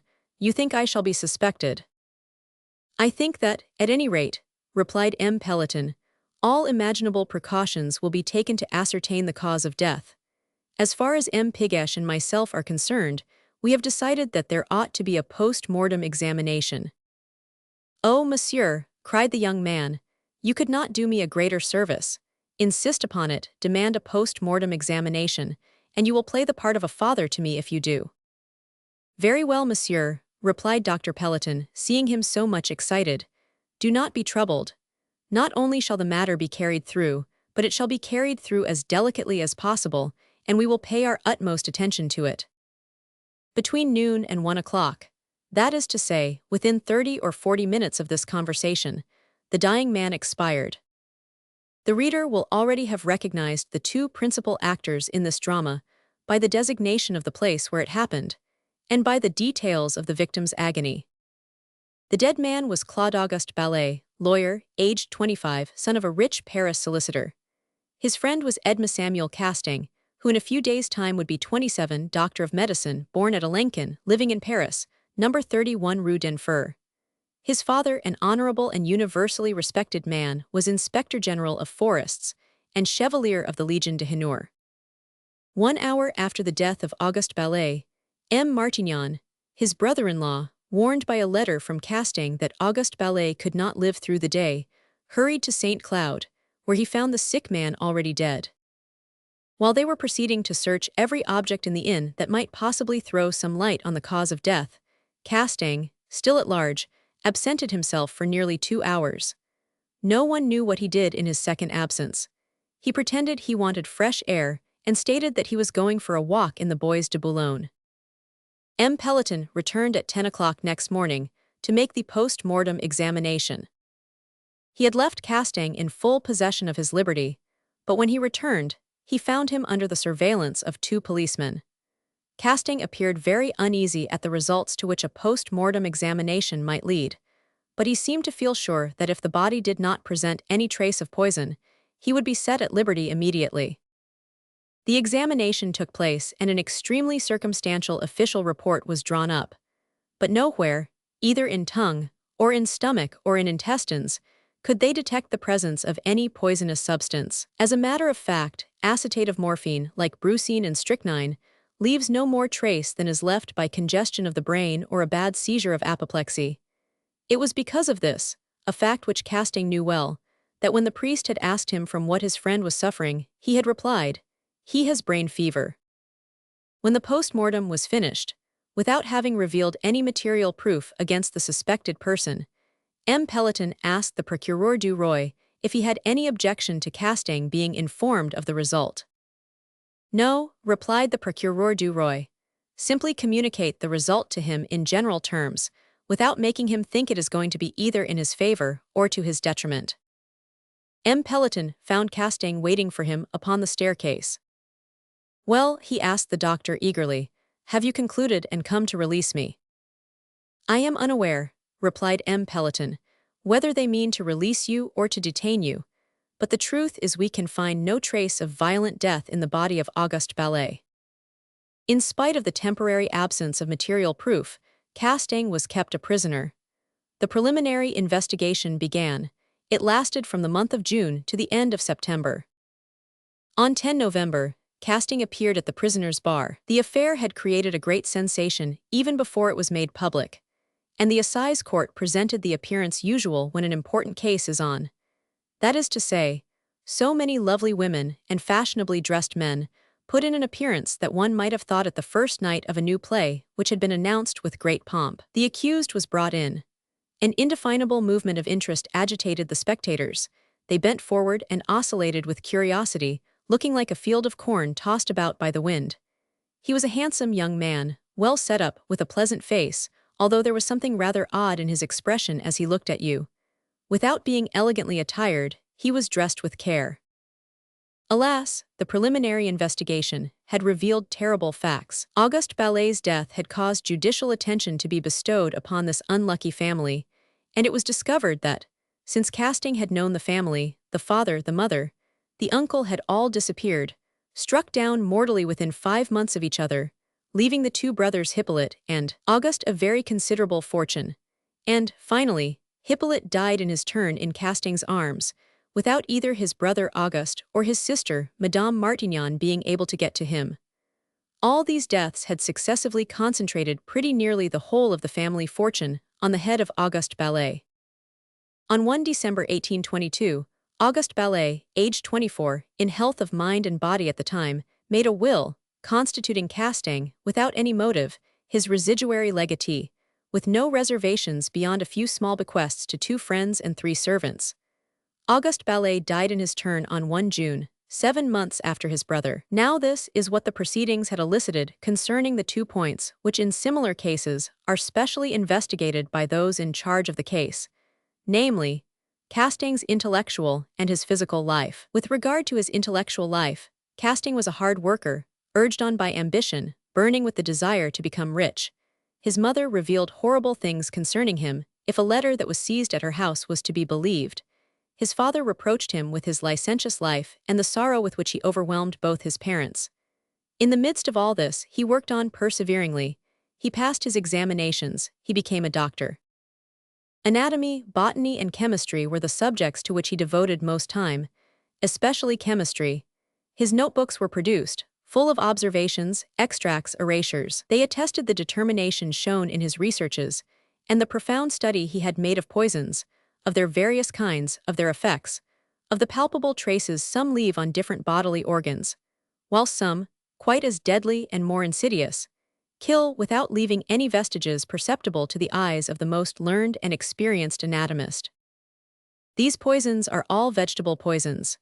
Brucine, derived from false angostura, strychnine from St. Ignatius nut, morphine from pure opium, which is extracted from the Indian poppy. Now, it was a strange and terrible coincidence that on 18 September 1822, 17 days before the death of Hippolyte Ballet, Casting bought 10 grains of acetate of morphine. 12 days later, Hippolyte, suffering from a serious pulmonary disease, but not yet in danger, was seized with a deadly attack and died, as we have said, far from his sister and his brother after 5 days' illness. He died in Casting's arms. Then Casting's fortunes changed. He who had been very hard up heretofore lent his mother 30,000 francs, and invested under assumed names, or in bearer stock the sum of 70,000 francs. The matter was further complicated by matters arising out of the will of Hippolyte Ballet, questions which will never be properly cleared up, even in the law courts, and which seemed to imply that Auguste Ballet became Casting's accomplice. Hence Auguste's weakness for Casting, hence that will in his favor, hence the intimacy between these two men, who never separated from one another. All these things were explained, from the moment when, instead of the ordinary bond of pure and simple friendship, the link between them was supposed to be the indestructible chain of mutual complicity. For in this is the time to return to his outward life, that we have put to one side in order to speak of the intellectual life. Casting was not wealthy. He lived on a moderate income allowed him by his mother. His own efforts barely produced him 500 or 600 francs per annum. He had a mistress, also very poor, a widow with 3 children. He had 2 other children by her, so the young doctor had to keep a family of 6 persons, whilst as yet he had no practice. It seems that he adored his family, especially his children. Letters were found showing warm fatherly affection in a heart that was consumed, even more on behalf of others than on his own account, with that thirst of ambition and that craving for riches which brought him to the scaffold. We have seen that Casting's finances suddenly became easier, that he lent his mother 30,000 francs, and that he invested 70,000 francs in assumed names or in bearer bonds. Then next, we saw that on 29 May he arrived at St. Cloud with Auguste Ballet, and that, on 1 June, Auguste Ballet died, leaving him residuary legatee. Casting was in Paris on the evening he was absent under pretense of taking a walk. He bought 12 grains from one chemist and 1 dram from a second, of acetate of morphine, or, in other words, of that vegetable poison which leaves no traces, and of which he had already bought 10 grains, 17 days before the death of Hippolyte Ballet. The above is a resume of the accumulated evidence brought against Casting, who had to face the jury under the weight of 15 charges relative to the poisoning of Hippolyte Ballet, of 34 connected with the business of the will, and of 76 relative to the poisoning of Auguste Ballet. People will remember the different phases gone through during that long and terrible trial, the steady denials of the prisoner, and his bearing on receipt of the sentence condemning him to death, a sentence decided by the turn of only 1 vote, that is to say, by 7 against 5. The criminal stood with bared head and listened with frigid resignation to the sentence, his hands clasped together, silent, his eyes and hands raised to heaven. "Have you anything to say why sentence should not be carried out?" asked the judge. Casting sadly shook his head, the head so soon to feel the chilly grip of death. "No, monsieur," he said in a deep but gentle voice. "No, I have nothing to say against the carrying out of the sentence decreed against me. I shall know how to die, although it is a great misfortune to die, hurried to the grave by such a dire fate as has overtaken me. I am accused of having basely murdered my 2 friends, and I am innocent. Oh, indeed, I repeat it, I am innocent. But there is a providence. That which is immortal in me will go forth to find you, Auguste Hippolyte. Oh yes, my friends." And here the condemned man stretched out both his arms to heaven most impressively. "Oh yes, my friends, yes, I shall meet you again, and to me it will be a happy fate to rejoin you. After the accusation brought against me, nothing human can affect me. Now I look no longer for human pity, I look only for heaven's mercy. I shall mount the scaffold courageously, cheered by the thought of seeing you again. Oh, my friends, this thought will rejoice my soul even when I feel. Alas," continued the accused, passing his hand across his neck, "alas, it is easier to understand what I feel than to express what I dare not utter." Then, in a lower tone, "You have decided on my death, messieurs. Behold, I am ready to die." Then, turning to his counsel, Maître Roussel, he said, "Look, Roussel, turn round, come here and look at me. You believed in my innocence, and you defended me believing in that innocence. Well, it is even so, I am innocent. Take my farewell greetings to my father, my brothers, my mother, my daughter." Then, without any pause, he went on, addressing the amazed spectators. "And you, young people, you who have been present at my trial, you, my contemporaries, will be present also at my execution. You will see me there animated with the same courage as now, and if the shedding of my blood be deemed necessary to society, well, I shall not regret that it has to flow. Why have I related the details of this terrible trial in such fullness? Is it in order to awake gloomy memories of the past in the hearts of the members of those 2 unhappy families who may still be alive? No. It was because, by reason of the reports connecting poor Fleuriot with Casting, I was present at the final tragedy. I begged a day's holiday from M. Outard in order to see the end. I was present among the number of those young people, whom the condemned man, in a moment of exaltation, of delirium perhaps, invited to his execution. And when I saw that man so exuberantly young, so full of life, so eager after knowledge, condemned to death, bidding farewell to his father, his mother, his brothers, his children, society, creation, light, in those poignant tones and miserable accents, I said to myself in inexpressible anguish of heart, "Oh my God, suppose this man should be another Lecerques, another Labar, another Callas. Oh my God, suppose this man be not guilty." And then and there, before the tribunal which had just condemned a man to death, I vowed that, no matter to what position I might attain, I would never look upon it as justifiable to punish a sentient, suffering human being like myself by the deprivation of life. No, I was not present at the execution, for I must admit I could not possibly have borne such a spectacle, and now 28 years have flown by between Castaing's execution and Laforcade's, and they have been full of such cases, in spite of the penalty of death, which is meant to be a deterrent and does not deter. Alas, how many wretched criminals have passed along the route that led from the Conciergerie to the Place de Grève, and now leads from La Roquette to the Barrière de Saint-Jacques, during those 28 years. On 6 December, at 7:30 in the morning, Castaing was led from Bicêtre to La Conciergerie. A moment later, the jailer entered his cell and told him of the rejection of his petition. Behind the jailer came the Abbé Montes. Castaing then turned his attention to his prayers, praying long and earnestly. He did not utter a single word during the whole of the time he spent in the vestibule of the Conciergerie, while they were preparing him for his execution. When he looked round at the vast crowd that awaited his appearance as he mounted into the cart, his cheeks grew suddenly purple, and then gradually subsided to a deathly paleness. He only lifted his head at the foot of the scaffold. It had remained sunk on his breast during the journey.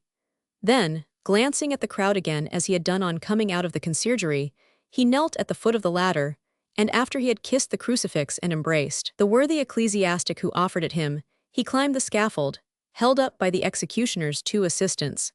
He raised his eyes twice quite noticeably to heaven while they pinioned him on the fatal block. Then, at 15 minutes past 2, as the quarter chimed, his head fell.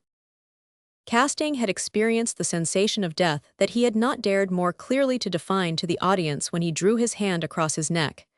Castaing had passed before his Creator, if guilty, to receive forgiveness, if innocent, to denounce the real criminal. He had asked to see his father, to receive his benediction in extremis. The favor was refused him. He next asked for this benediction to be sent him in writing. It was sent to him thus, but was first passed through vinegar before being handed to him. They feared the paternal benediction might hide some poison, by the aid of which Castaing might find means to cheat the scaffold of its due. All was ended by 2:30, and those who wished to have comedy after tragedy still had time to go from the Place de Grève to take their stand in the queue outside the Théâtre Français. On that day, 6 December 1823, the École des Villers was played. Chapter 8. Casimir Delavigne, An Appreciation of the Man and of the Poet, The Origin of the Hatred of the Old School of Literature for the New, Some Reflections upon Marino Faliero and the Enfants d'Edouard, Why Casimir Delavigne was more a comedy writer than a tragic poet, where he found the ideas for his chief plays. The first representation of the École des Villers, played by Talma and Mademoiselle Mars, was a great occasion. It was the first time, indeed, that these 2 great actors had appeared together in the same play. Casimir Delavigne had laid down his own conditions. Expelled from the Théâtre Français under pretext that his work was badly put together, he had profited by the proscription. His Messenians, his Vepers Sicilians, his comedians and the Paria, and perhaps even more than all these, the need felt by the opposition party for a liberal poet to set against Lamartine and Hugo, the royalist poets of the period, had made the author of the École des Villers so popular that, with this popularity, all difficulties were cleared away, perhaps even too smoothly. For like Richelieu in his litter, Casimir Delavigne returned to the Théâtre Français not through the door, but by means of a gap. I knew Casimir Delavigne very well as a man. I studied him very much as a poet. I never could get up much admiration for Casimir Delavigne as a poet, but I have always had the greatest respect for him as a man. As an individual, in addition to his uncontested and incontestable literary probity, Casimir Delavigne was a man of pleasant, polite, even affable demeanor. The first sight of him gave one the disagreeable impression that his head was much too big for his small body, but his fine forehead, his intelligent eyes, his good-natured mouth, very soon made one forget this first impression. Although a man of great talent, he was of the number of those who display it only when pen in hand. His conversation, pleasant and affectionate, was colorless and insipid. As he lacked dignity of expression and strength of intonation, so he lacked strength and dignity of actual words. He attracted no notice at a salon. People needed to have Casimir Delavigne pointed out before they paid any attention to him. There are men who bear the stamp of their kingly dignity about with them. Wherever these people go, they instantly command attention. At the end of an hour's intercourse they reign. Casimir Delavigne was not one of them. He would have declined the power of commanding attention had it been offered him. Had sovereignty been thrust upon him, he would have abdicated. All burdens, even the weight of a crown, were embarrassing in his eyes. He had received an excellent education. He knew everything that could be taught when he left college. But since he left college, he had learnt very little by himself, had thought but little, had reflected but little. One of the chief features of Casimir Delavigne's character, and, in our opinion, one of his most unlucky attributes, was his submission to other people's ideas, a submission that could only arise from want of confidence in his own ideas. Oddly enough, he had created among his friends, and in his family, a kind of censorship, a sort of committee of repression, commissioned to watch over his imagination and to prevent it from wandering. This was all the more futile since Casimir Delavigne's imagination, enclosed in decidedly narrow limits, needed stimulating much more than restraining. The result was that this Areopagitica, inferior as it was in feeling, and above all, in style to Casimir Delavigne himself, played sad havoc with what little picturesqueness of style and imagination in plot he possessed. This depreciatory cenacle often reminded him that Icarus fell because he flew too near the sun, and I am sure he did not even dream of replying that if the sun melted Icarus's wings, it must have been because Icarus had false wings fastened on with wax, and that the eagle, which disappears in the flood of fiery rays sent forth by the god of day, never falls back on the earth as the victim of a similar accident. The result of this abdication of his own will was that just when Casimir Delavigne's talent was at its best and his reputation was at its height, he dared not do anything by himself or on his own initiative. The ideas that arose in his brain were submitted to this committee before they were worked into proper shape. The plot decided upon, he would again put himself in the hands of this commission, which commented upon it, discussed it, corrected it, and returned it to the poet signed, examined, and found correct. Then, when the plot became a play and was read before, of course, the same assembly, one would take a pencil, another a pair of scissors, a third a compass, a fourth a rule, and set to work to cut all vitality out of the play, to such purpose that, during the sitting, the comedy, drama, or tragedy was lopped, trimmed, and cut about not according to the notions of the author but as so-and-so, so-and-so, so-and-so thought fit, all conscientious gentlemen after their own fashion, all talented men in their own line, wise professors, worthy savants, able philologists, but indifferent poets who, instead of elevating their friend's efforts by a powerful breath of inspiration, only thought instead of keeping him down on the ground for fear he should soar above them to realms where their short-sighted glance could not follow him. This habit of Casimir Delavigne, of submitting his will to that of others, gave him, without his being aware of it himself, a false modesty, an assumed humility that embarrassed his enemies and disarmed those who were jealous of him. How indeed could anyone begrudge a man his success, who seemed to be asking everybody's leave to succeed, and who appeared surprised when he did succeed? Or be envious of a poor poet, who, if they would but believe it, had only succeeded through the addition to his feeble intelligence of abilities superior to his own? Or be vexed with such a quaking victor, who implored people, in the moment of his triumph, not to desert him, as beseechingly as a vanquished man might pray them to remain true to him under defeat? And people were faithful to Casimir Delavigne even to the verge of fanaticism. They extended hands of flattering devotion in homage to his renown, the diverging rays of which, like the flame of the Holy Spirit, became divided into as many tongues of fire as the Casimirian cult could muster apostles. We have mentioned the drawbacks. Now let us point out the advantages of his popularity. His plays were praised abroad before they were finished, spoken highly of before they were received, in the three classes of society to which Casimir Delavigne belonged by birth, and I will even go so far as to say above all by his talent. Thus his clientele comprised, through Fortune de Levine, who was an advocate, all the law students in Paris; through Gustave de Whaley, professor, all the students of the Latin Quarter; through Jules de Whaley, chief clerk in the Home Office, all the government officials. This sort of family clientele was extremely useful for the purpose of doing battle with theatrical managers and publishers. It knew Casimir and did not allow him to undertake any business arrangements. He was so modest that he would have unconditionally given his plays to the comedians, his manuscripts to the publishers, without any agreements. Casimir was aware of his failing in this direction. He referred publishers and managers to his brother Germain, his brother Germain referred them to his brother Fortune, and his brother Fortune managed the affair on a business footing. And I would point out that all this was done simply, guilelessly, in kindly fashion, out of the admiration and devotion everybody felt towards Casimir, without intrigue, for this assistance never prejudiced anyone who rendered it, and I might even say without there being any coterie, for, in my opinion, where there is conviction coteries do not exist. Now, every friend of Casimir de Levine was absolutely and perfectly convinced that Casimir de Levine was the first lyric poet of his time, the first dramatic poet of his century. People who never came in touch with him, and those who were stopped by the vigilant cordon which surrounded him, acted for and praised him, might well believe that these opinions emanated from himself, as from the center to the circumference. But if they did get to close quarters with him, they were soon persuaded of the simplicity, the sincerity, and the kindliness of that talented man. I believe Casimir de Levine never hated but one of his confreres, but him he hated well. That man was Victor Hugo.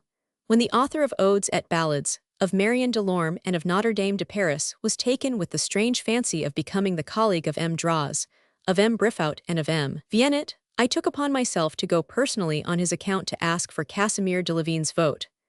I thought that such an intelligent person as the author of the Messenians would regard it as the duty of one in his position to help as much as was in his power in providing a seat for his illustrious rival, a candidate who had done the Academy the honor of applying for a seat therein. I was quite wrong.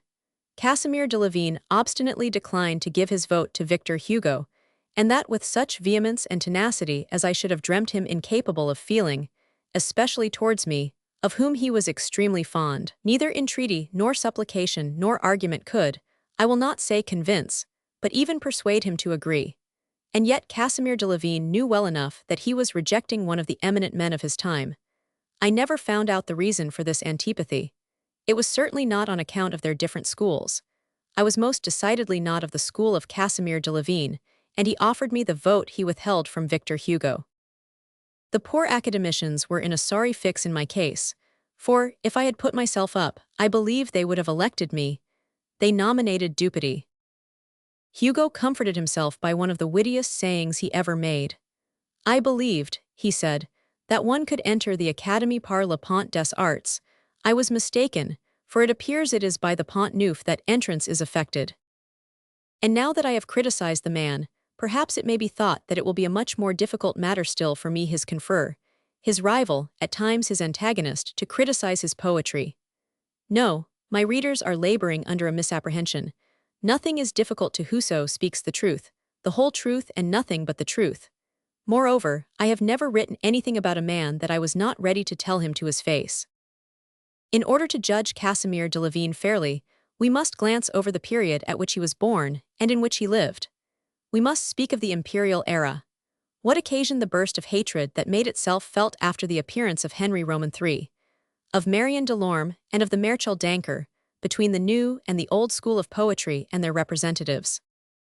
People have stated the fact without inquiring into its causes. I can tell you them.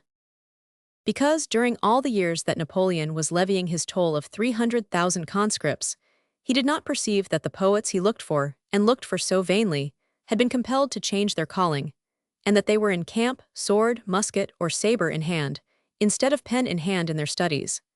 And this state of things lasted fro to 1815, a period of 19 years. For 19 years, the enemy's cannon swept down the generation of men, from 15 to 36 years of age. So it came about that when the poets of the end of the 18th century and those of the beginning of the 19th confronted one another, They found themselves hemmed in on each side by an immense ravine, which had been hollowed out by the grapeshot of 5 coalitions. At the bottom of this ravine, 1,000,000 of men were stretched, and among this million of men, snatched away before they had added to the population, were those 12 poets that Napoleon had so insistently demanded of M. de Fontaine's, without being able to obtain them from him. Those who escaped were consumptive poets, considered too feeble to undertake soldiers' duties, who died young, like Casimir de Lavine and Saumet. These were bridges thrown across the ravine of which we have just spoken, but quite unequal to the task allotted them. Napoleon, with his 18 years of warfare and his 10 years' reign, the reconstructor of religion, the rebuilder of society, he who established legislation on a firm basis, was foiled in the matter of poetry. Had it not been for the 2 men whom we have named, Saumet and Casimir de Lavine, the thread of continuity would have been broken. So it came about that Casimir de Lavine, the connecting link between the old and the new schools, showed always in his poetry a little of that anamic quality which was evident in his person. In any work by Casimir, which never exceeded the limits of 1, 3 or 5 acts ordained by the old theatrical regime, there was always something sickly and airless. His plays lacked breath, as did the man. His work was as consumptive as the poet. No one ever made 3 acts out of his 1. No one ever made 5 acts out of his 3. No one ever made 10 acts out of his 5. But it was a simple task to reduce 5 of his acts to 3, 3 of his acts to 1. When imagination failed him, and he appealed to Byron or Shakespeare, he could never attain their sublime heights. He was obliged to stop short a third of the way up, midway at the very utmost, like a child who climbs a tree to gather apples and finds he cannot reach the ripest, which always grow on the highest branches, and are the most beautiful because they are nearest the sun, save at the risk of breaking his neck, a risk he is wise enough not to venture to take. We will make our meaning clearer by a couple of instances, Marino Faliero and the Infant's Dead Wad. In Byron's Marino Faliero, the Doge plots to revenge himself on the youthful satirist, who has insulted him by writing on his chair, Marin Failure, the husband of the fair wife.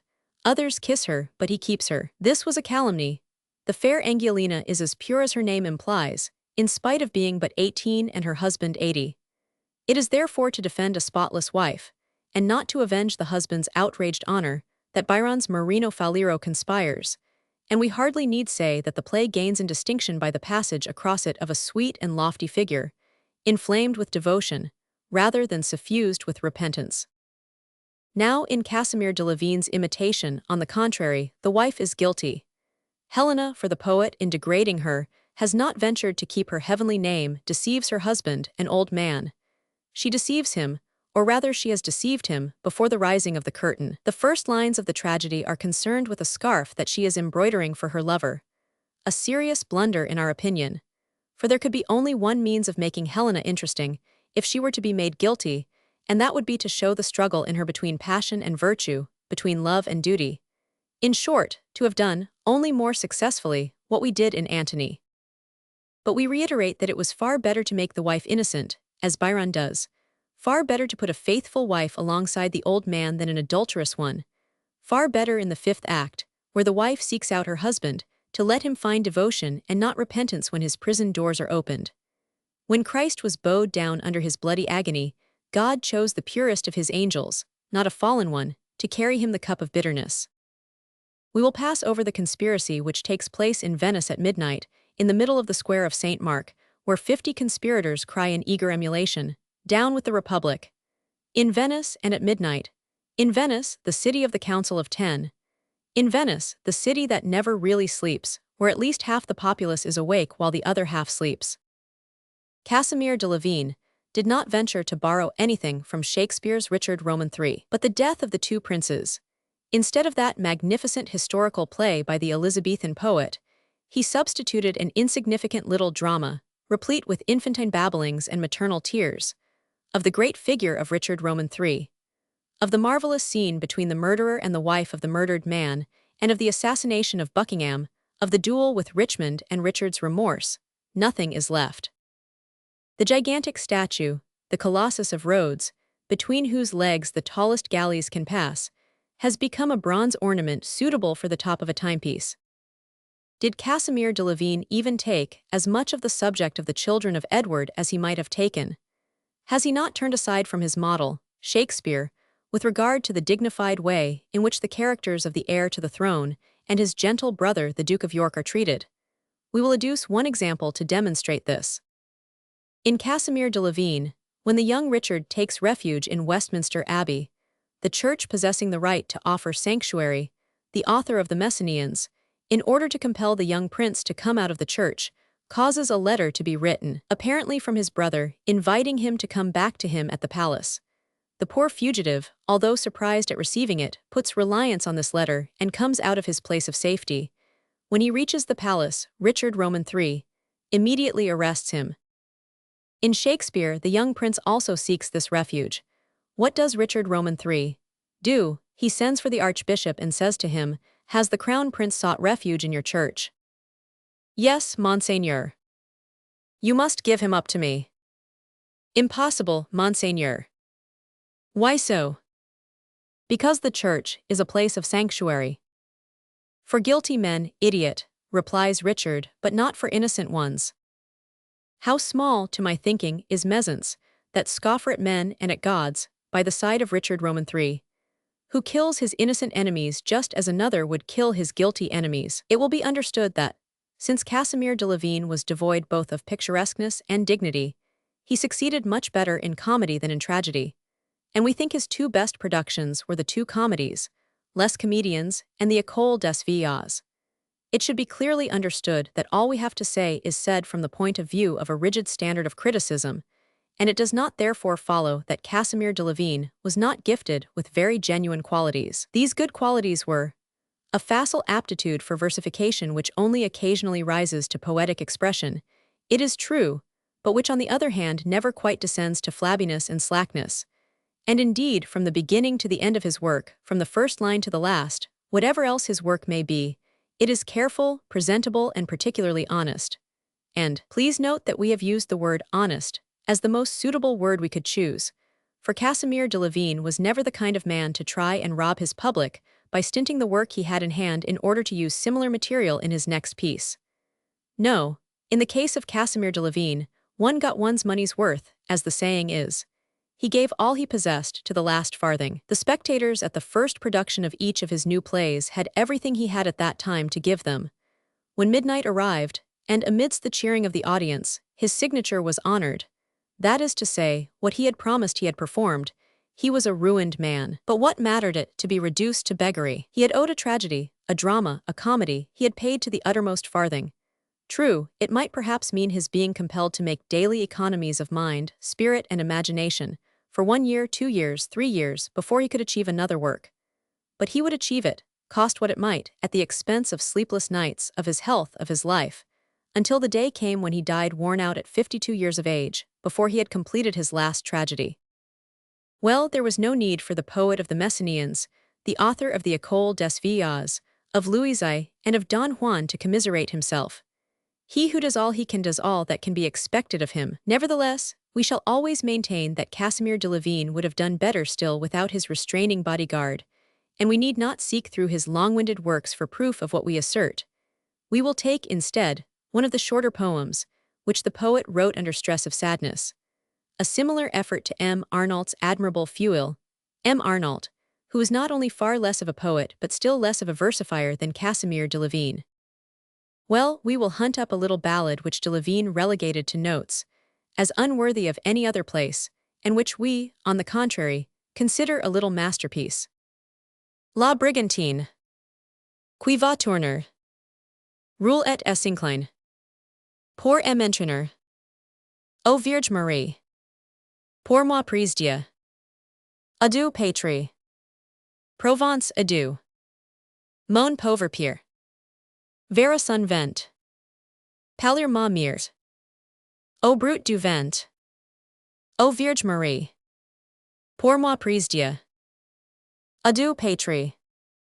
Mon Pierre adieu. La ville Hélène. Si confiera. Dans sa neuvaine. Et dormira. Ô Vierge Marie. Pour moi prise Dieu. Adieu patrie. Hélène adieu. Massoer si leave. Et dit déjà. Ji fate unreve. 49 reviendra. O Vierge Marie. Pour moi prise Dieu. Adieu patrie. Massoer adieu. De mon isora. Le Mauquer Blanc. Essagit encore. En appellant. O Vierge Marie. Pour moi prise Dieu. Adieu patrie. Isora adieu. Brise ennemie. Pourquoi souffler? Quand mon ami. Vieux me parler. O Vierge Marie. Pour moi prise Dieu. Adieu patrie. Benhor adieu. Scudo, the author of that delightful melody, Phil de la Vierge, once asked Casimir de Lavigne for some lines to put to music.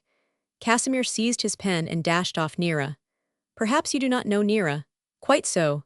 It is not a poem, only a simple song. The brigantine was relegated to the notes. Nera was excluded from his works. A day will come. Indeed, we believe that day has already come, when the Messenians and Nera will be weighed in the same balance, and we shall see which will turn the scale. This is Nera. De la Montaigne. Reviens, Nera, reviens. Réponds-moi, ma compagne. Ma vache, mon seul bien. La voix d'un si bon maître. Nera. Putu la mécanator. Ça. Nera.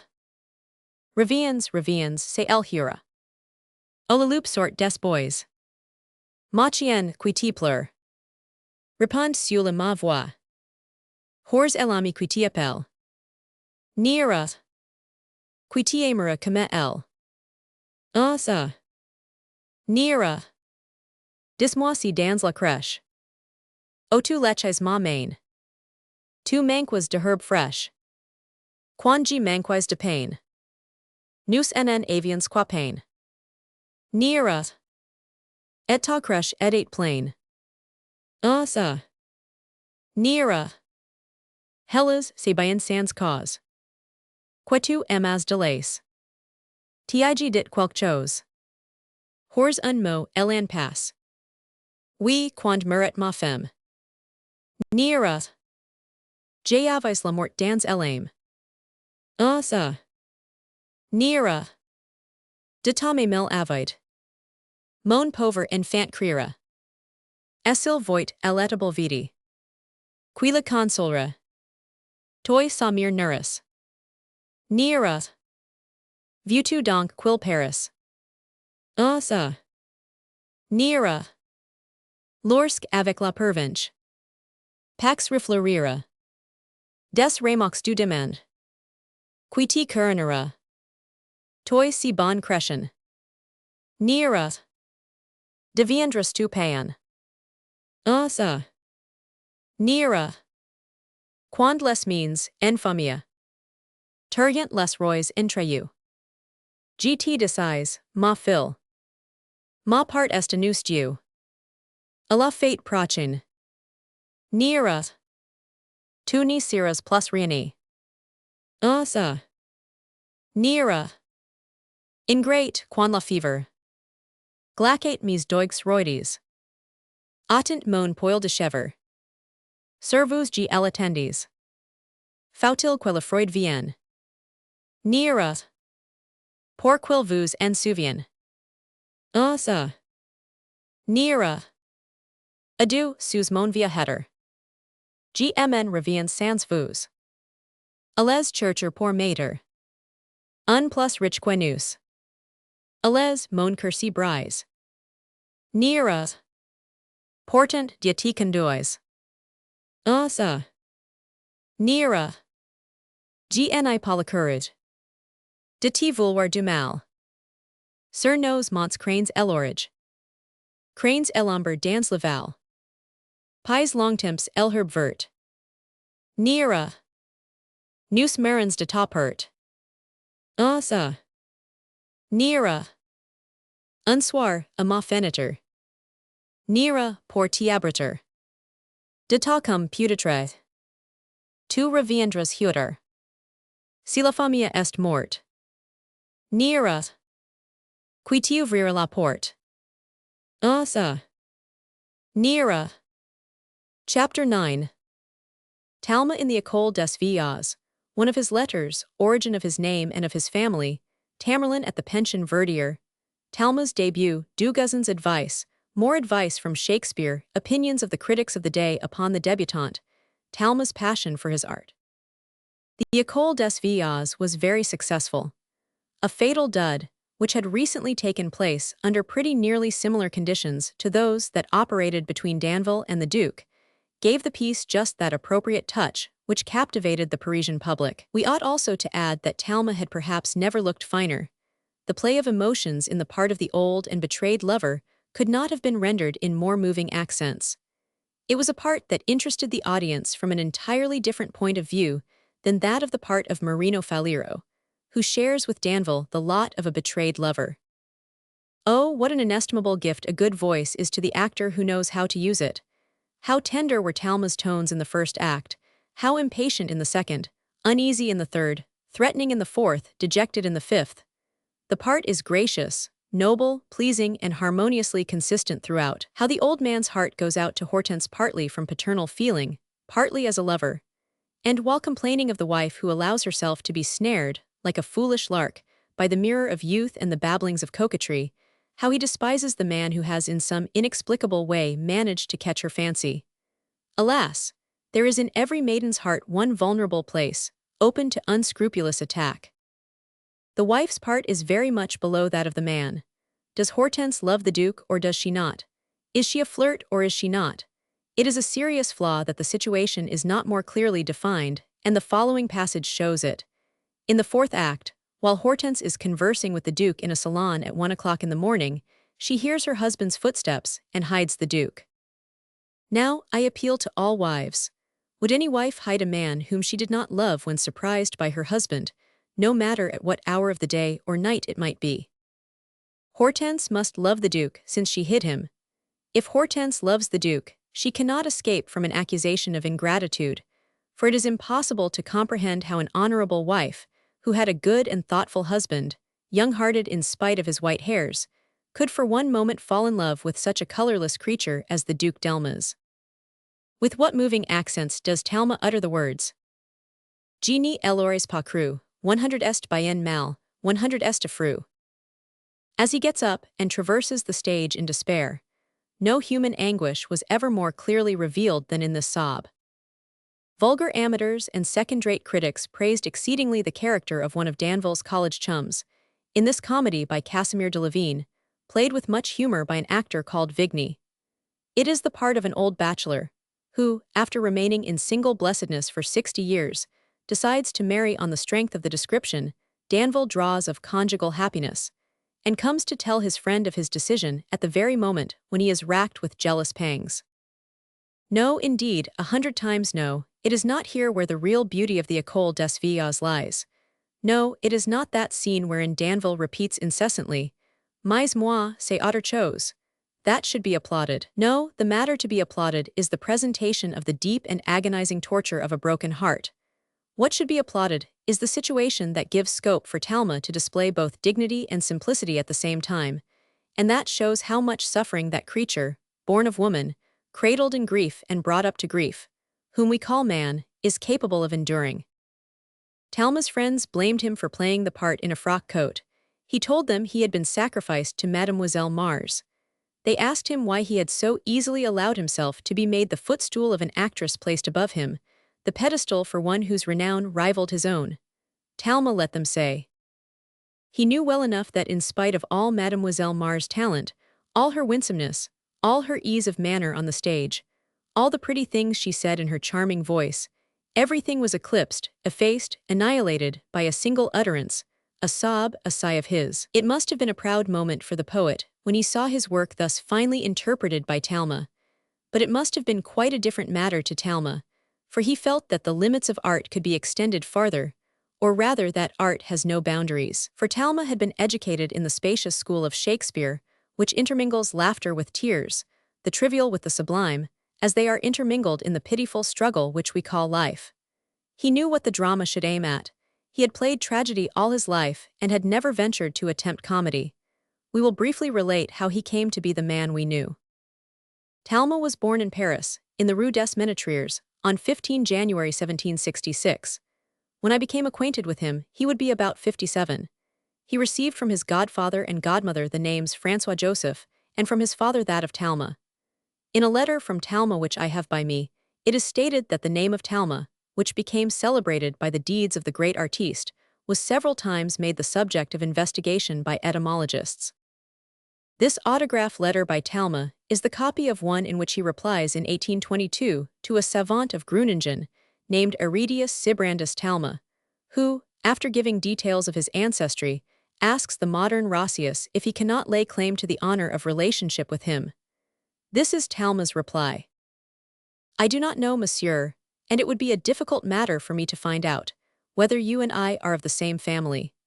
When I was in Holland, more than 15 years ago, I learnt that there were many people bearing the same name as myself in the land of Ryder, and of Jan de Witt my family mainly inhabited a little strip of country 6 leagues from Cambrai, in French Flanders. This is not the first time, monsieur, that my name has given rise to discussion with regard to my origin, on the part of foreigners. About 40 or 50 years ago, a son of the Emperor of Morocco staying in Paris and hearing mention of my father's name came and asked him if it were not of Arabian derivation, a question that my father was unable to answer. Later, an Arab merchant whom I met in Paris in my youth put the same question to me. I could not answer him more explicitly than could my father, the son of His Majesty of Morocco. M. Langlais, a distinguished savant who had made a very profound study of Oriental languages, told me, at that time, that the word Talma in the Arabic tongue meant intrepid, and that it was a very customary name among the descendants of Ishmael to distinguish the different branches of the same family. You may be sure, monsieur, that such an interpretation ought to make me very proud, and I have ever done my utmost not to fall short of it. I have consequently given rein to my imagination and conjecture that a Moorish family remained in Spain, embraced Christianity, and wandered from that kingdom to the Netherlands, which were formerly under allegiance to the Spaniards, and that by degrees members of this family wandered into French Flanders, where they settled. But on the other hand, I have been informed that our name has a Dutch ending, and that it was once very common in one of the provinces of Holland. This new version has completely upset my castle in Spain, and conveyed me from the African deserts to the marshes of the United Netherlands. Now, monsieur, you ought to be able to decide better than anyone, certainly better than I, since you speak Dutch, whether we really came from the north or from the south, whether our ancestors wore turbans or hats, whether they offered their prayers to Mahomet or to the God of the Christians. I have omitted to give you another piece of information, which is not without its relevancy, namely, that the Count de Murage-Adolescen, who lived in the East for some years, and who has brought out a work on the religious systems of Oriental peoples, quotes a passage from one of their authors which tells us that the king, or rather the pharaoh, who drove the Israelites out of Egypt, was called Talma. I have to admit that that king was a great scoundrel, if the account given of him by Moses, surely a reliable authority, be correct, but we must not look too closely into the matter if we wish to claim so illustrious an origin. You see, monsieur, there is not a single German baron who boasts his 16 quarterings, not even a king, throughout the 4 quarters of the globe, were he even of the House of Austria, that oldest of all royal families, who can boast such a lofty descent as mine. However it may be, monsieur, believe me, I hold it a much greater honor to be related to so distinguished a savant as yourself, than to be the descendant of a crowned head. Such men as you work only for the good of men, whilst others, and by others I mean kings, pharaohs, and emperors, think only of driving them mad. I trust, monsieur, that, since you seem to have made up your mind on this matter, you would be so good as to inform me whether the name we bear is Dutch or Arabian. In any case, I congratulate myself, monsieur, upon bearing the name that you have made celebrated. Believe me, etc., etc. Talma. This letter serves to give us both positive information concerning Talma's family and a good idea of his way of looking at things. Talma often told me that his remotest recollections carried him back to the time when he lived in a house in the Rue Mauconseil, the windows of which looked towards the old Comédie Italienne theatre. He had 3 sisters and 1 brother, also a cousin whom his father, who was a dentist by profession, had adopted. One day, Lord Harcourt came to Talma's father to have a troublesome tooth extracted, and he was so pleased with the way the operation was performed that he urged Talma's father to go and live in London, where he promised to procure him an aristocratic clientele. Talma's father yielded to Lord Harcourt's pressure, crossed the Channel and set up in Cavendish Square. Lord Harcourt kept his promises. He brought the French dentist such good customers that he soon became the fashionable dentist, and included the Prince of Wales, afterwards the elegant George Roman IV, among his clients. The whole family followed its head, but Talma's father, considering a French education better than any other, sent his son back to Paris in the course of the year 1775. He was then 9 years old, and thanks to having spent 3 years in England at the age when languages are quickly picked up, he could speak English when he reached Paris as well as he could speak French. His father chose M. Verdier's school for him. A year after he joined the school, great news began to leak out. M. Verdier, the head of the school, had composed a tragedy called Tamerlane. This tragedy was to be played on prize day. Talma was hardly 10 at that time, so it was probable that he would not be allotted a leading part, even if he were allowed to take any part in it at all. The assumption is incorrect. M. Verdier gave him the part of a confidential friend. It was like all such parts, a score of lines strewn throughout the play and a monologue at the end. In this peroration, the bosom friend expatiates on the death of his friend, who was condemned to death, like Titus, by an inexorable father. The beginning of this recitation went like a charm. The bulk of it was successfully delivered also, but towards the end, the child's emotion grew to such a pitch that he burst into tears and fainted away. This fainting fit marked his destiny, for the child was an artiste. 10 years later, on 21 November 1787, Talma made his first appearance at the Theatre Francais in the part of Sade. On the previous day, he paid a visit to Dugazon, and Dugazon gave him a paper containing the following advice. I copy it from the original, which is now in my possession. Aim at greatness, from your first entry, or at any rate at something above the common. You must try to leave your mark and to make an appeal to the spirit of curiosity. Perhaps it may be better to hit straight than to strike hard, but amateurs are legion and connoisseurs are scarce. However, if you can unite both truth and strength, you will have the suffrages of all. Do not be carried away by applause, nor allow yourself to be discouraged by hissing. Only fools allow themselves to be disconcerted by catcalls. None but idiots are made dizzy by applause. When applause is lavished without discrimination, it injures talent at the very outset of its career. Some artistes have failed, instead of having passed through their careers with distinction, because of faults which genuine criticism might have pointed out or hissing punished. Lequin, Pevel, Fleury were all hissed and they are immortal. A and B and C have succumbed beneath the hail of too much applause. What has become of them? Fewer means and more study, less indulgence and more discipline are all pledges of success, if not immediate and striking, at least permanent and substantial. Do you want to captivate women and young people? Begin in the genre sensible. Tout le monde aime, as Voltaire says, et personne n'y conspire. At the same time, what may have been good advice in his day may not be worth very much in ours. If you want chiefly to delight the multitude, which feels much and reasons but little, adopt either a magnificent or an awe-inspiring style. They will instantly take effect. How is it possible to sustain the dignified part of Mahomet, the condescension of Augustus, the remorse of Orestes? The impression to be made by such parts as Ladislas, Orosmane and Bajazet should be carefully prepared, and it will then be ineffaceable. True talent, well supported, and a fortunate debut are a guarantee of immediate popularity, but the artiste should strive to perpetuate them. He must compel the public to go on appreciating. After having applauded from conviction, people should be made to continue their applause from habit. That collective body of people whom we call the public has its caprices like any ordinary individual. It must be coaxed. And may I go so far as to say that, if it be won over by good qualities, it is not impossible to keep its favor by faults. You may use defects then, to that end.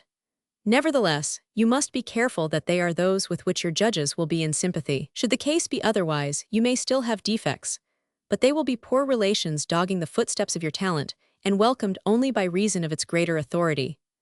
Mole stammered and slurred, Fleury staggered, and I have been reproached with overacting. But Mole had indescribable charms, Fleury an alluring delivery, and I make people laugh so heartily that the critic who tries to be solemn at my expense is never given a hearing. There are debutantes who shoot up like rockets, shine for a few months, and fall back into utter darkness. There are several causes for such disasters. Their talents were either forced or without range or immature. As the English say, a few exhibitions have used them up, one or two efforts have exhausted them. Perhaps, too, deviating from the path trodden by the masters, they have entered the crooked labyrinths of innovation, wherein only genius can lead temerity aright.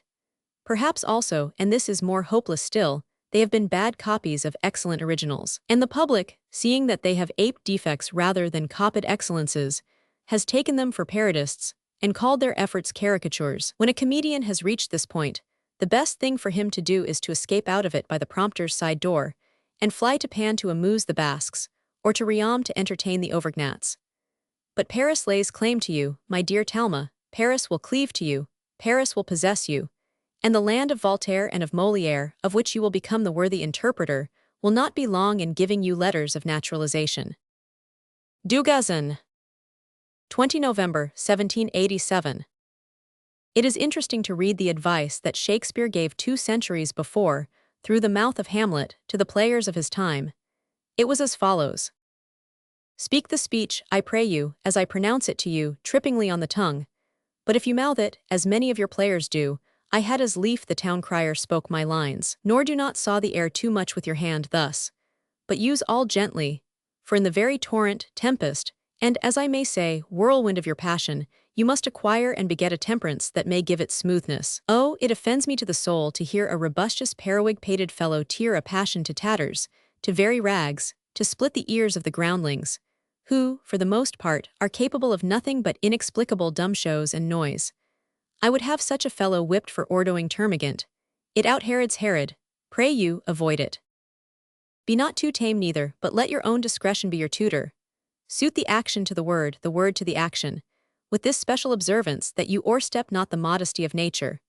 For anything so overdone is from the purpose of playing, whose end, both at the first and now, was and is to hold as twere the mirror up to nature, to show virtue her own feature, scorn her own image, and the very age and body of the time his form and pressure. Now this overdone or come tardy off, though it make the unskilful laugh, cannot but make the judicious grieve, the censure of the which one must in your allowance o'erweigh a whole theatre of others. Oh, there be players that I have seen play, and heard others praise, and that highly, not to speak it profanely, that neither having the accent of Christians nor the gait of Christian, pagan, nor man, have so strutted and bellowed, that I have thought some of nature's journeymen had made men, and not made them well, they imitated humanity so abominably.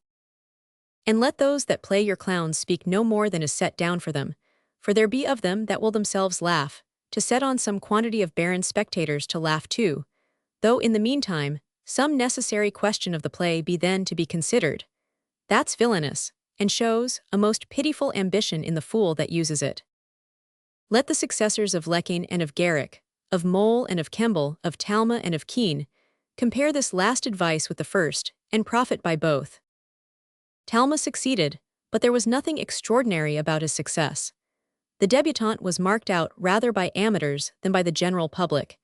It was agreed that his acting was simple and natural. The account books of the Comédie Française show that the receipts at Talma's first appearance amounted to 3,403 francs, 8 sous. Now shall we hear the opinion of the critics on Talma's debut. The Journal de Paris wrote thus: The young man who has just made his debut in the character of Sade gives promise of most pleasing talents. He possesses, besides, every natural advantage that it is possible to desire in the role of a jeune premier. Figure, grace, voice, and the public were justified in their applause. We will next see what Bacamont had to say about him. The debutante possesses, besides his natural gifts, a pleasing face and a sonorous and expressive voice, a pure and distinct pronunciation. He both feels and can express the rhythm of his lines. His deportment is simple, his movements are natural. Moreover, his taste is always good and he has no affectation. He does not imitate any other actor, but plays according to his own ideas and abilities. 2 months later, Le Mercure said, apropos of the revival of Ducis' Hamlet, we mean soon to speak of a young actor, M. Talma, who has caught the fancy of playgoers, but we will wait until he has played more important parts. His taste lies in the direction of tragedy. It will readily be understood that the appearance of Mademoiselle Rachel met with a very different reception from these mild approbations, and the explanation is not far to seek. Mademoiselle Rachel was a kind of fixed star, which had been discovered in the high heavens, where she dwelt unmoved, shining brilliantly. Talma, on the contrary, was a star destined to shine during a definite period, to describe the gigantic arc that separates one horizon from another horizon, to have his rising, his zenith, his setting, a setting equivalent to that of the sun in mid-August, more fiery, more magnificent, more splendid in his setting than during the noontide of his brightness. And indeed what a triumphant progress his was, from Sade to Charles Roman 9, from Charles Roman 9 to Falkland, from Falkland to Pinto, from Pinto to Leicester, from Leicester to Danville, from Danville to Charles Roman 6. But in spite of the brilliant career that was Talma's lot, he always regretted that he did not see the full dawn of the modern drama. I spoke to him of my own hopes several times. "Make haste," he would say to me, "and try to succeed in my time." Well, I saw Talma play what very few people outside his own intimate circle were privileged to see him play, the misanthrope, which he never dared to put upon the boards of the Theatre Francais, though he was anxious to do so. A part of Hamlet in English, particularly the monologue. Also some farcical scenes got up at the Saint-Antoine for M. Arnault's fate. Art was Talma's only care, his only thought throughout his life. Without possessing a brilliant mind, he possessed fine feeling, much knowledge and profound discernment. When he was about to create a new part, he spared no pains in investigating what history or archaeology might have to offer him in the way of assistance. Every gift, good or indifferent, that he possessed, qualities as well as defects, was utilized by him. A fortnight before his death, when he rallied a little, and the rally gave rise to the hope that he might again reappear at the Theatre Francais, Adolphe and I went to see him. Talma was having a bath. He was studying Lucien Arnault's Tiber, in which he hoped to make his reappearance. Condemned by a disease of the bowels to die literally of starvation, he was terribly thin, but he seemed to find consolation even in his emaciated state and to derive hope of a success from it. "Well, my boys," he said to us, as he pressed his hanging cheeks between his hands, "won't these be just right for the part of old Tiberius? Oh, how great and glorious a thing art is! It shows more devotion than a friend, is more faithful than a mistress, more consoling than a confessor." End of Vol, Roman 2.